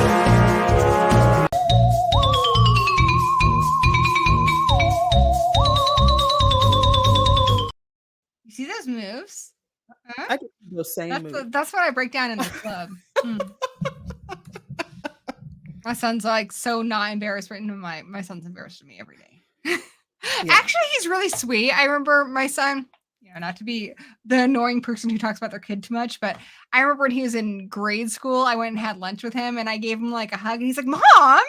And then he's like, you know what? I don't care. Come here.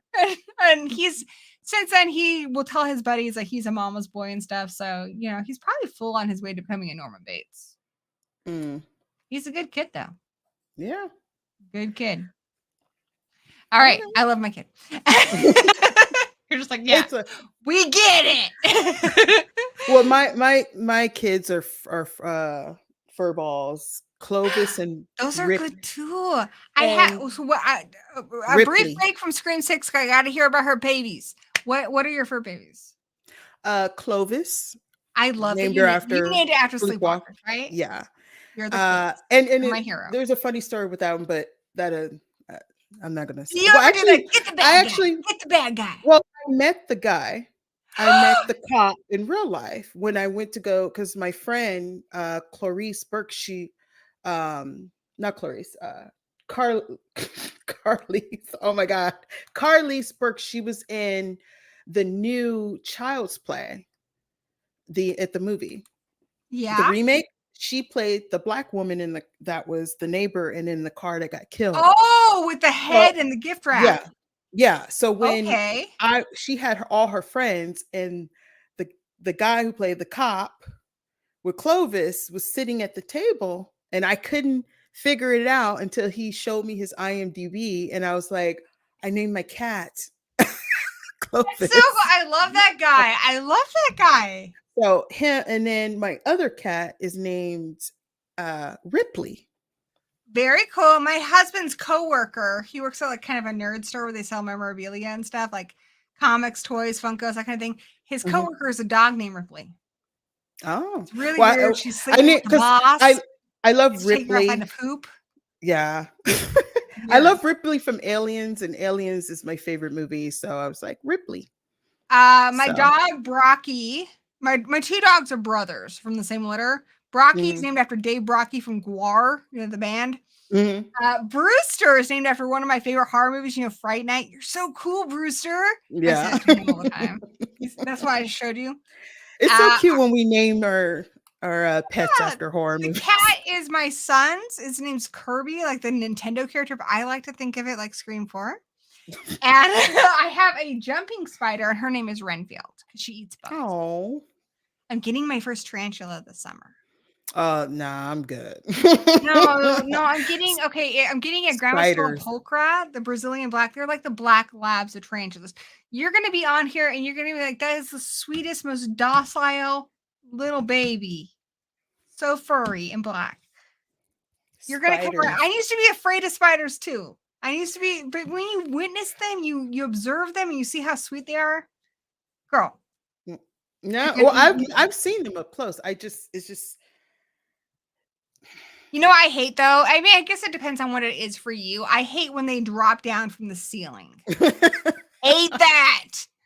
Even in like movies like Spider-Man, I hate that. All right, getting back to Scream 6, we got off talk of it because I want to talk about pets for a little bit.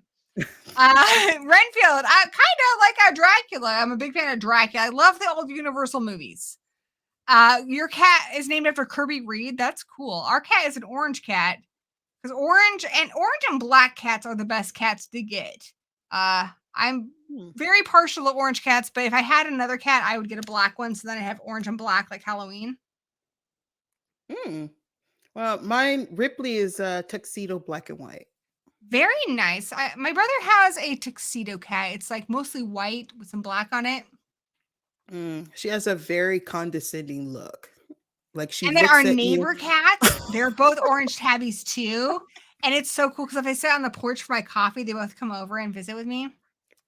They're very cool. Daisy and Mr. Train are their names. I didn't name them. They're the neighbor cats.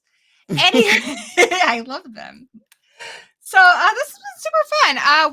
What is something you love about Scream 6 that maybe we haven't covered? I like that we're having a total girl conversation where we've gone off onto these weird little pathways. They make sense. With my girlfriends a lot, and we're like, how did we get here? What I absolutely loved most of all above everything is that the ghost face is not a secret. It is. I mean, when he came up in that store, that was it. That was. I mean, just blast everybody. I mean, that right there was letting me know that the next level of Ghostface is coming to the point where they don't care. No more hiding in shadows and behind trees. And I think that's the point of seeing multiple of them on the train. Yeah. We're in the shadows. We're here. We're here to stay, and we're going to show who we are. I mean, there was absolutely no hiding this time. Everybody. I mean, think about that scene where they're in there talking, having a moment, and Ghostface is in the room, like the entire time. And then, the guy is trying to get their attention and they're there. So usually it's like one is at home, they get a phone call, one are taking out the trash, going through dark alleys. No, it was like in your face. That's how I kind of felt it was a cop, because or some kind of law enforcement, because that means they had more control of who's doing the 911 calls, who are sending stuff out. Because I mean, think about that. It's also, I think it says something about New York too. I mean, I don't live in New York. I live in the opposite of New York. I live in the Pacific Northwest.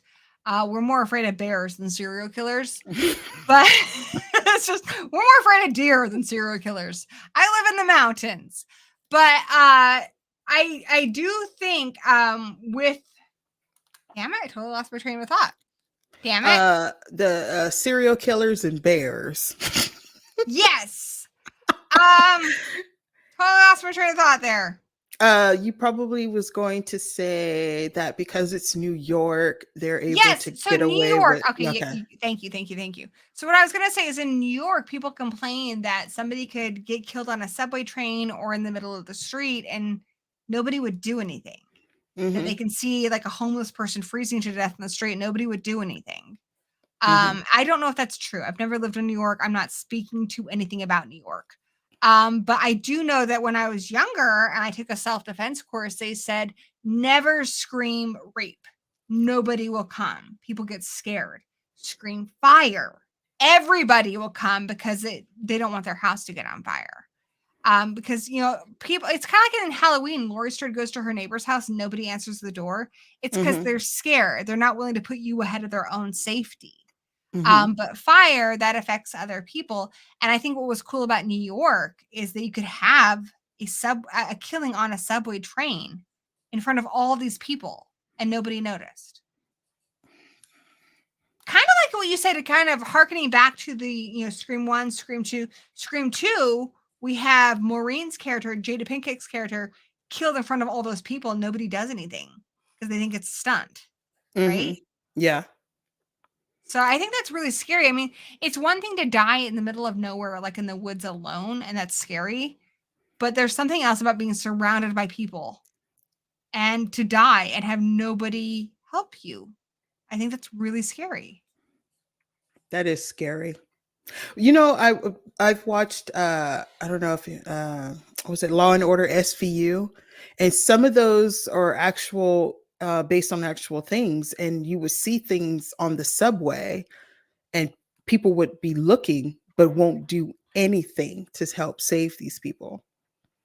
So that's and again, scary. in their head, they're in a horror movie where they're like, yeah, that's how you die. And I like me more than I like you, which sucks. It sucks, but you get it. They got kids to go home to. They got a cat to go home to. They got something. Next episode of Law and Order SUV, something to go home to. I've never seen it. One of those things. New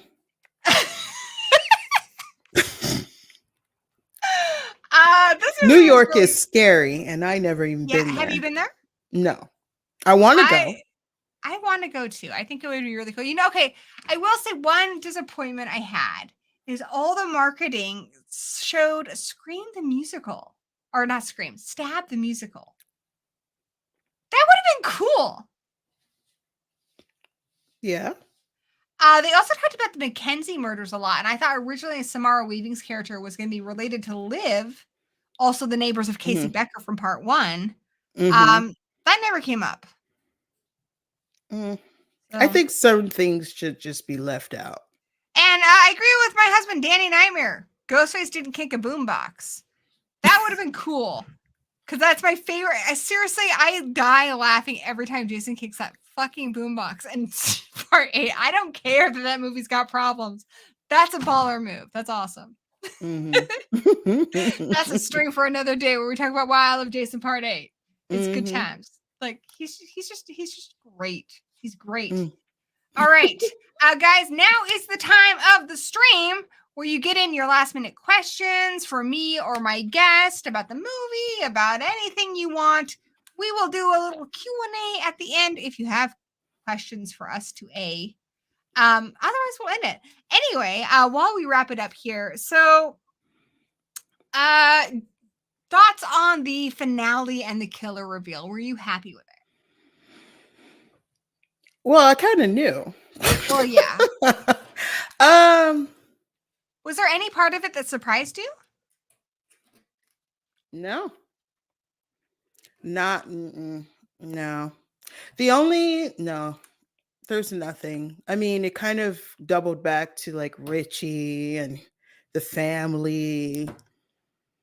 No. What did you like about it? I liked that we had a full arc with Sam and Tara where she's overprotective of her sister and she drops her sister into a situation where she could get killed. But she's like, I trust that you're going to be a badass and you're going to handle yourself. I thought that was cool. Yeah, that was cool. Okay. I mean, yeah, that kind of that at least gave Tara some action, some part in it, because it seemed like Sam was like doing everything, and it was that part elevated where she her to had become a final girl in her own right. Yeah, so that may be an indication that, like I was saying earlier, that they may have to battle each other at some point. I think that would be cool. It's very like Luke versus Darth Vader. Mm-hmm. I think we need to have sister against sister. Because I don't think Tara is going to keep doing these. I don't think Jenna or no. She's doing other big things. She's becoming a major star. She's doing other projects. How does she have time for all this stuff? That's what I'm saying. Like that devotion to one project versus others. I don't think she is. She may do the next one. Maybe I think 8 she is definitely pushing has it. To do the next one, but after that, there's no promises. Yeah, I think so. So in a nutshell, this is me in a nutshell. Well, I'm in a nutshell. How did I get in this nutshell? Why do we love Scream 6? Wait, huh? In a nutshell, wrapping it up with a bow. Why do we love Scream 6? Sorry, I get a little weird. No, it's fine. No, it was fun. I love how it got the audience engaged. I mean, you wanted to figure it out, like you're talking to your neighbor. It felt like that whole nostalgic point from the first one, from the second one. I mean, because you were involved. It wasn't just you're sitting there watching a movie and you're just like, oh, come on. Like, we know we probably figured it out. But yeah, it was brutal. It gave us something different. Like it kept the same storyline in the sense of this is going to happen. This is going to happen.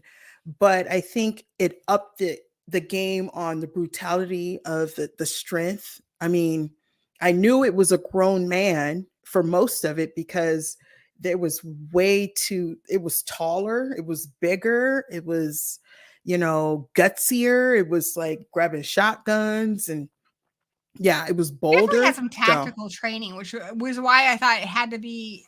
I was really focused on the detective, but I thought, it could be Kirby too. Also, there's something about when they put on the Ghostface mask where they're all kind of the same size. They all sound alike, even though voice changers don't make you sound exactly like another person. So I guess Radio Silence said they leaned into that after the flack they got for Amber being the one that killed Dewey in part 5 because it's a much taller Ghostface. Like, I don't know. There's something about putting on the costume where you're all kind of homogenized a little bit. Or they have it. Maybe they have platforms on. I don't know. Maybe. What'd you think about the Easter egg at the end? Did you stay past the credits? Wait, say it again? Did you stay past the credits?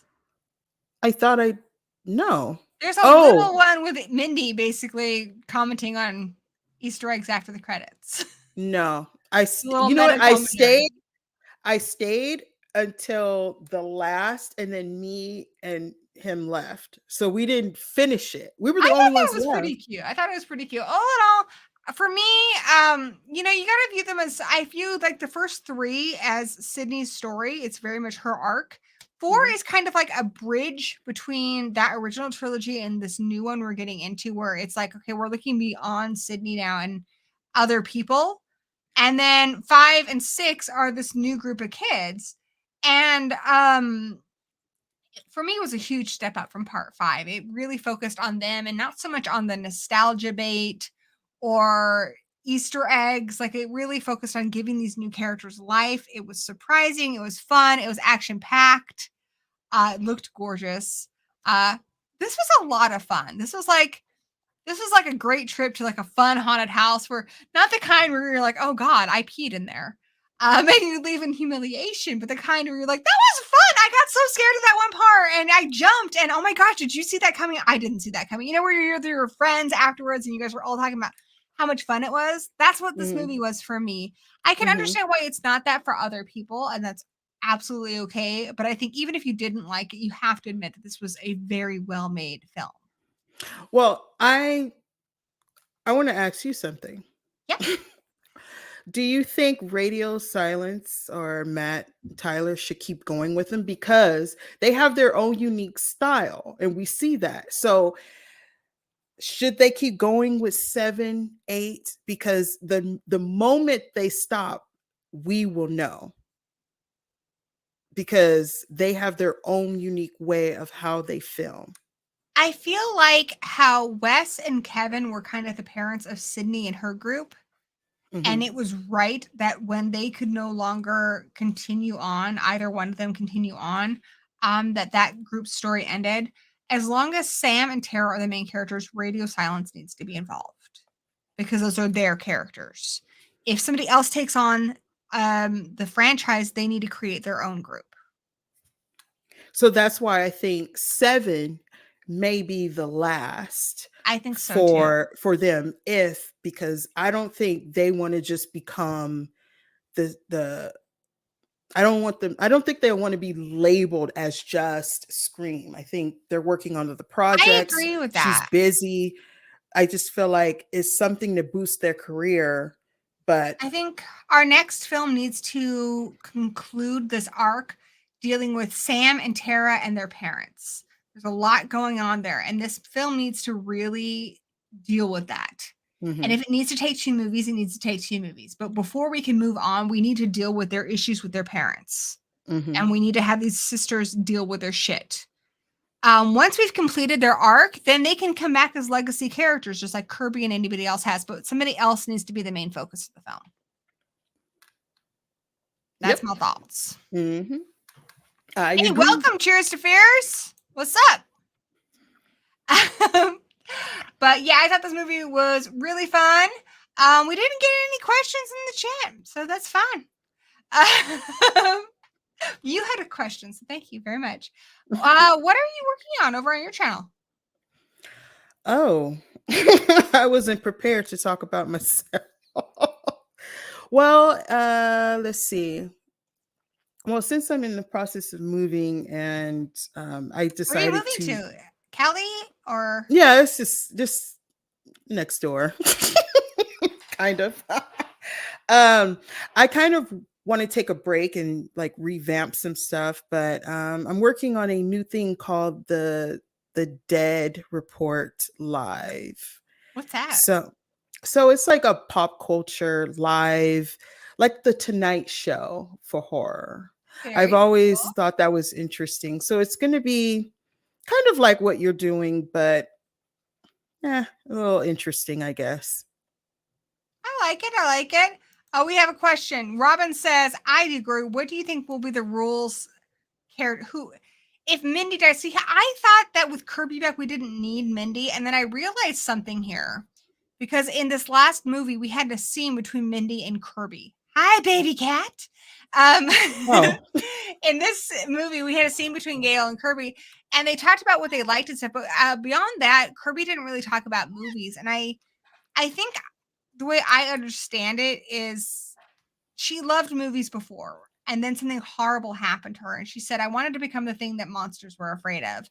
I think the mm, movies became less fun for her after she was attacked. you know? Yeah. And I think her focus has now been on being kind of a person who looks out for people who are in these situations. And she's less into like keeping up on the movies and stuff. She may not have even seen movies in the last decade, like the big ones like Babadook and Get Out and all that, you know? Hmm. I think she's more focused on real life and protecting people. So I don't think it would be Kirby. I think if there's a new rules character, if Mindy dies, it's going to be somebody new that we haven't met yet. Maybe they'll Hmm. introduce Sydney's kids or something. But it's going to be somebody that we haven't seen yet in the franchise. It's going to be somebody new. I don't know. What do you Hmm. think? That I cat is think adorable. this is Clovis. Hi, Clovis. Oh, no, it looks like Clovis too. Get the I bad know. guy, Clovis. Get the bad guy. Yeah, I think so. I think after she got attacked, she thought she would be ready because she knew this and that. Um, and even though she got attacked in 5, it wasn't as brutal. It was like, you know, she's looking at, what she's looking at, and we're saying, "Oh my God, he's behind you." But I this think one, it really put her in a very scary situation, and she kept saying, "I don't want to die, I don't want to this," and I think she's out of there. I mean, How she would you shows. feel about Mindy being the killer? Because she's terrified of being killed by the killer. What if that pushes her to the point where, like Kirby said, I want to be the thing monsters are afraid of? What if she wants to become the monster so she's not hunted by it? Nah, she doesn't even. No. Nah. No, she's too scrawny. Like, she doesn't. I think Chad's too big of a sweetheart to become a killer. Yeah, no, I Maybe. don't think I don't so. know. No, no. She's not They're intimidating. You're right too. about that. People like them too much to become the killer. That would be like a slap in the face. I think so. Like, nah, We have another question from Cheers to Fears. Uh, what are our thoughts on the survivors we had in this installment? So we did touch on this a little bit because Radio Silence said that they wanted to end on like a feel good note where most of the characters we care about lived. This movie does have the biggest body count, but none of the characters like in the core 4 died. Mhm. They wanted this to end on a feel good note, and I feel like that's giving us a break because we lost doing the last one, and I have a feeling the next one's going to be a bloodbath, and Yeah. this is kind of like a place to catch your breath. So I think that's good because I think the audience would get really upset if like they killed Gail or somebody in this one. It would just wear us down. But I think be prepared for people that you love to die in the next movie. Mhm. 7 or 8, and I really think Jenna Ortega and Melissa are gone after Yeah. 7. I think they're gonna be. Yeah. I think Jenna Ortega, I don't know about Melissa Barrera. She did Bed Rest. It was not good. She needs to do a movie outside of Scream that's good. Yeah, because I mean, if they keep doing it, that's what they're gonna end up being. That. Some people, that's all they have, though. I mean, Neve Campbell did a lot of other stuff, but her career is Scream. She's not. She did Party of 5. She did Skyscraper, but I mean, I think most people remember her. But she's not a. I'm this. I'm not gonna say nothing. Yeah, She's fine. just not. She just doesn't. Something about her isn't a strong character. Yeah. I just don't. I mean, I would see things with her in it, and it's just she's forgettable, except for Scream.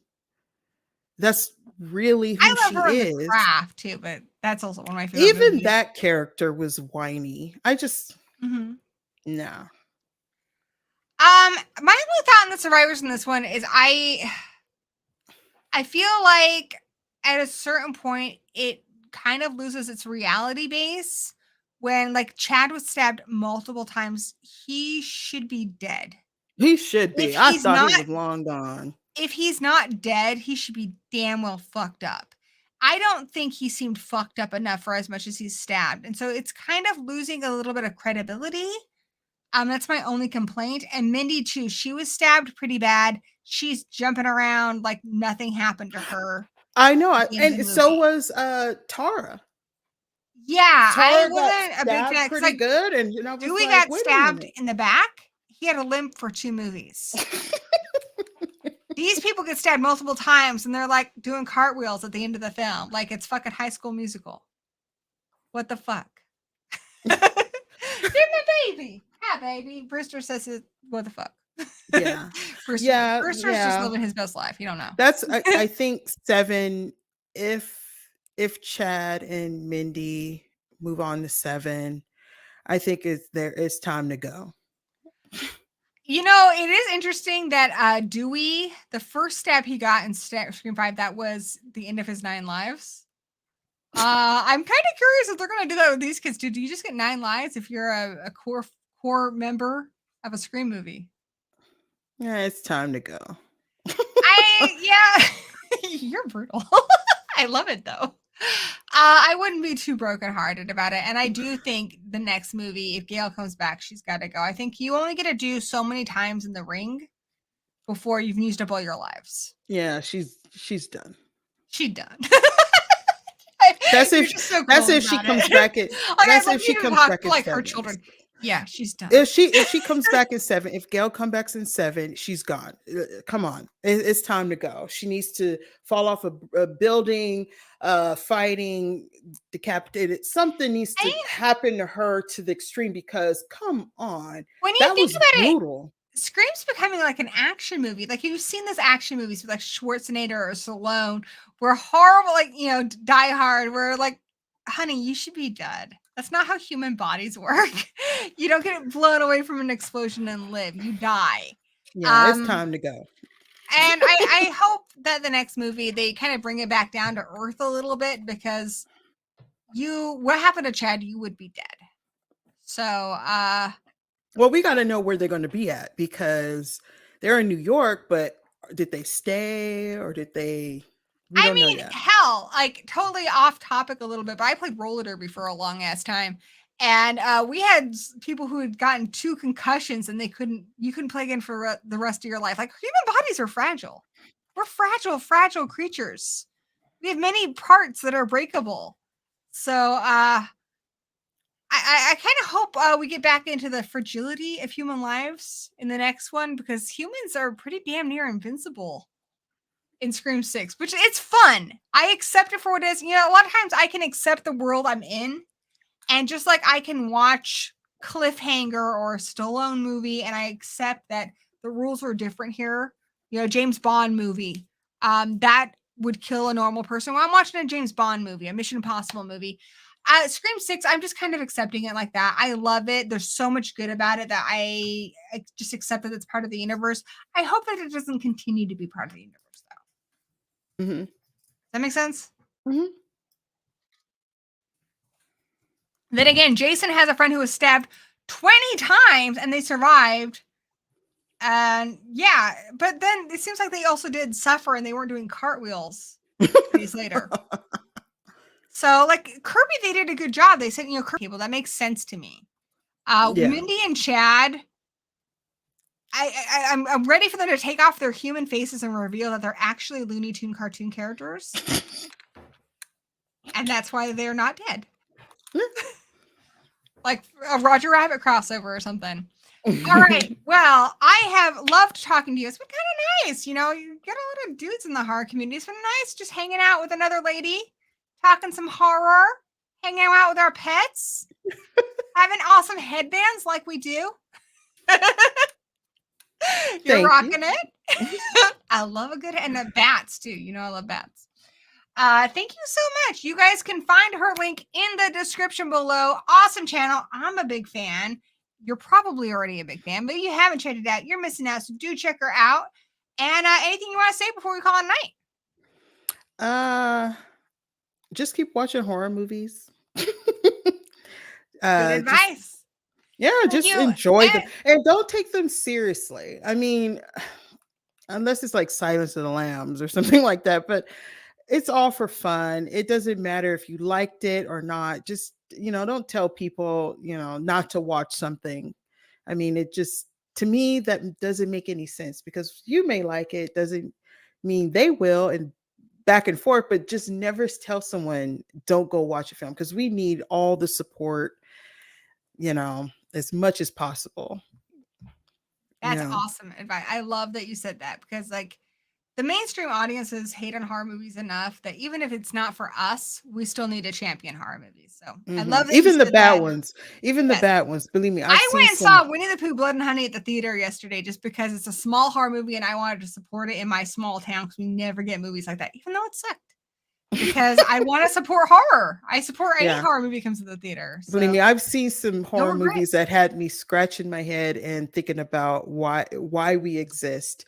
But I still would never tell someone never to watch it. Sometimes I recommend them and people go see it. It's like, oh my God, this is like the worst movie, but I had fun watching it. So And we need to accept the world does not revolve around us and our personal experiences. It may not have worked for you, but that doesn't mean that the film doesn't have value beyond you and that other people won't enjoy it. So, like, I didn't like Winnie the Pooh, Blood and Honey, but it may end up being your favorite horror movie, and that's awesome because your favorite horror movie, your favorite movie is a horror movie about a Pooh Bear. And also, when you criticize a horror movie, even if you don't like it, that's a good thing. Criticism is a good thing because then that means the director, writer, or the producer will learn from that and make better ones, or Absolutely. stuff like that. So yeah, I mean, that's just like that Last Shift. I I like watched that. I watched it, and they have one called Malum coming out, or Yeah. Malum or whatever coming out, and it is a reimagined of the Last Shift or whatever. And I I really like watched, that movie. and I can't say anything about it, but I did watch it. And not the Last Shift, the new one that's supposed to come out. And it's the same film. It was just reimagined, remade by the same director, Interesting. like Evil Dead and Evil Dead 2. I was just gonna say that. Which, by the Yeah. way, next week on this show, Sunday night, we're doing a Full Moon Features Face Off. So, Ginger Dead Man, Puppet Master, all those characters fighting to the death. And then after that, I'm doing a What We Love About the Evil Dead series, which is one of my favorites of all time. I think it's a damn near perfect franchise. Fucking awesome. But yeah, you're right. They kind of re-envisioned it with part two. Part two is almost like the same movie in a multiverse. And there's nothing wrong with that. I mean, if you get extra money to make a film you loved better, and you're the same person who created it, do it. M. Night Shyamalan said that about Knock at the Cabin. It has a different ending than the book, and he's like, you still have that ending in the book. This is my take on it, and you can take it or leave it. You still have your book ending, or you might like mine too. But one doesn't have to replace the other. So I like that. I think very well said. It has been an honor having you on here. Been a longtime viewer of your show, big fan. It's nice to hang out, and talk some horror. Thank you so much. It's nice to hang out with you. I sometimes I come on your show and watch it, and it's really fun. Your personality is fun. Like, you're very, chatty and everything, and I just love it. Like, you see me pop in once in a while. You do. I try to support people. I may not get a lot of support, but I love supporting others because horror is a small family, and we need all the love from everybody as much as possible. Not just from the people who have millions of followers. Follow people, support people with just a few thousand, because you got to start somewhere, and we're all here to help each other. And your subscriber count has no indication of quality. There's awesome channels that are very few. I'm on 2 different channels. One has a lot of subscribers, and there's the one I'm on right now that has like 2,000. So, same person. But yeah, there, a lot of channels less than 5,000, you're missing out on if you're not checking them out. So, and definitely Horror Movies and Beyond is one of those channels. You guys really need to check it out. It's really good. I think if you like big channels like Beyond the Trailer and stuff, this is an even better show that deserves your love and support. Yours too. Thank you so much. Well, I do hope you won't be a stranger and you will come back. Yes, just ask. Yes, we're gonna hang out. All right. Thank you so much. And thank you to everybody in the Gory Hole. And until we meet again, blessed be.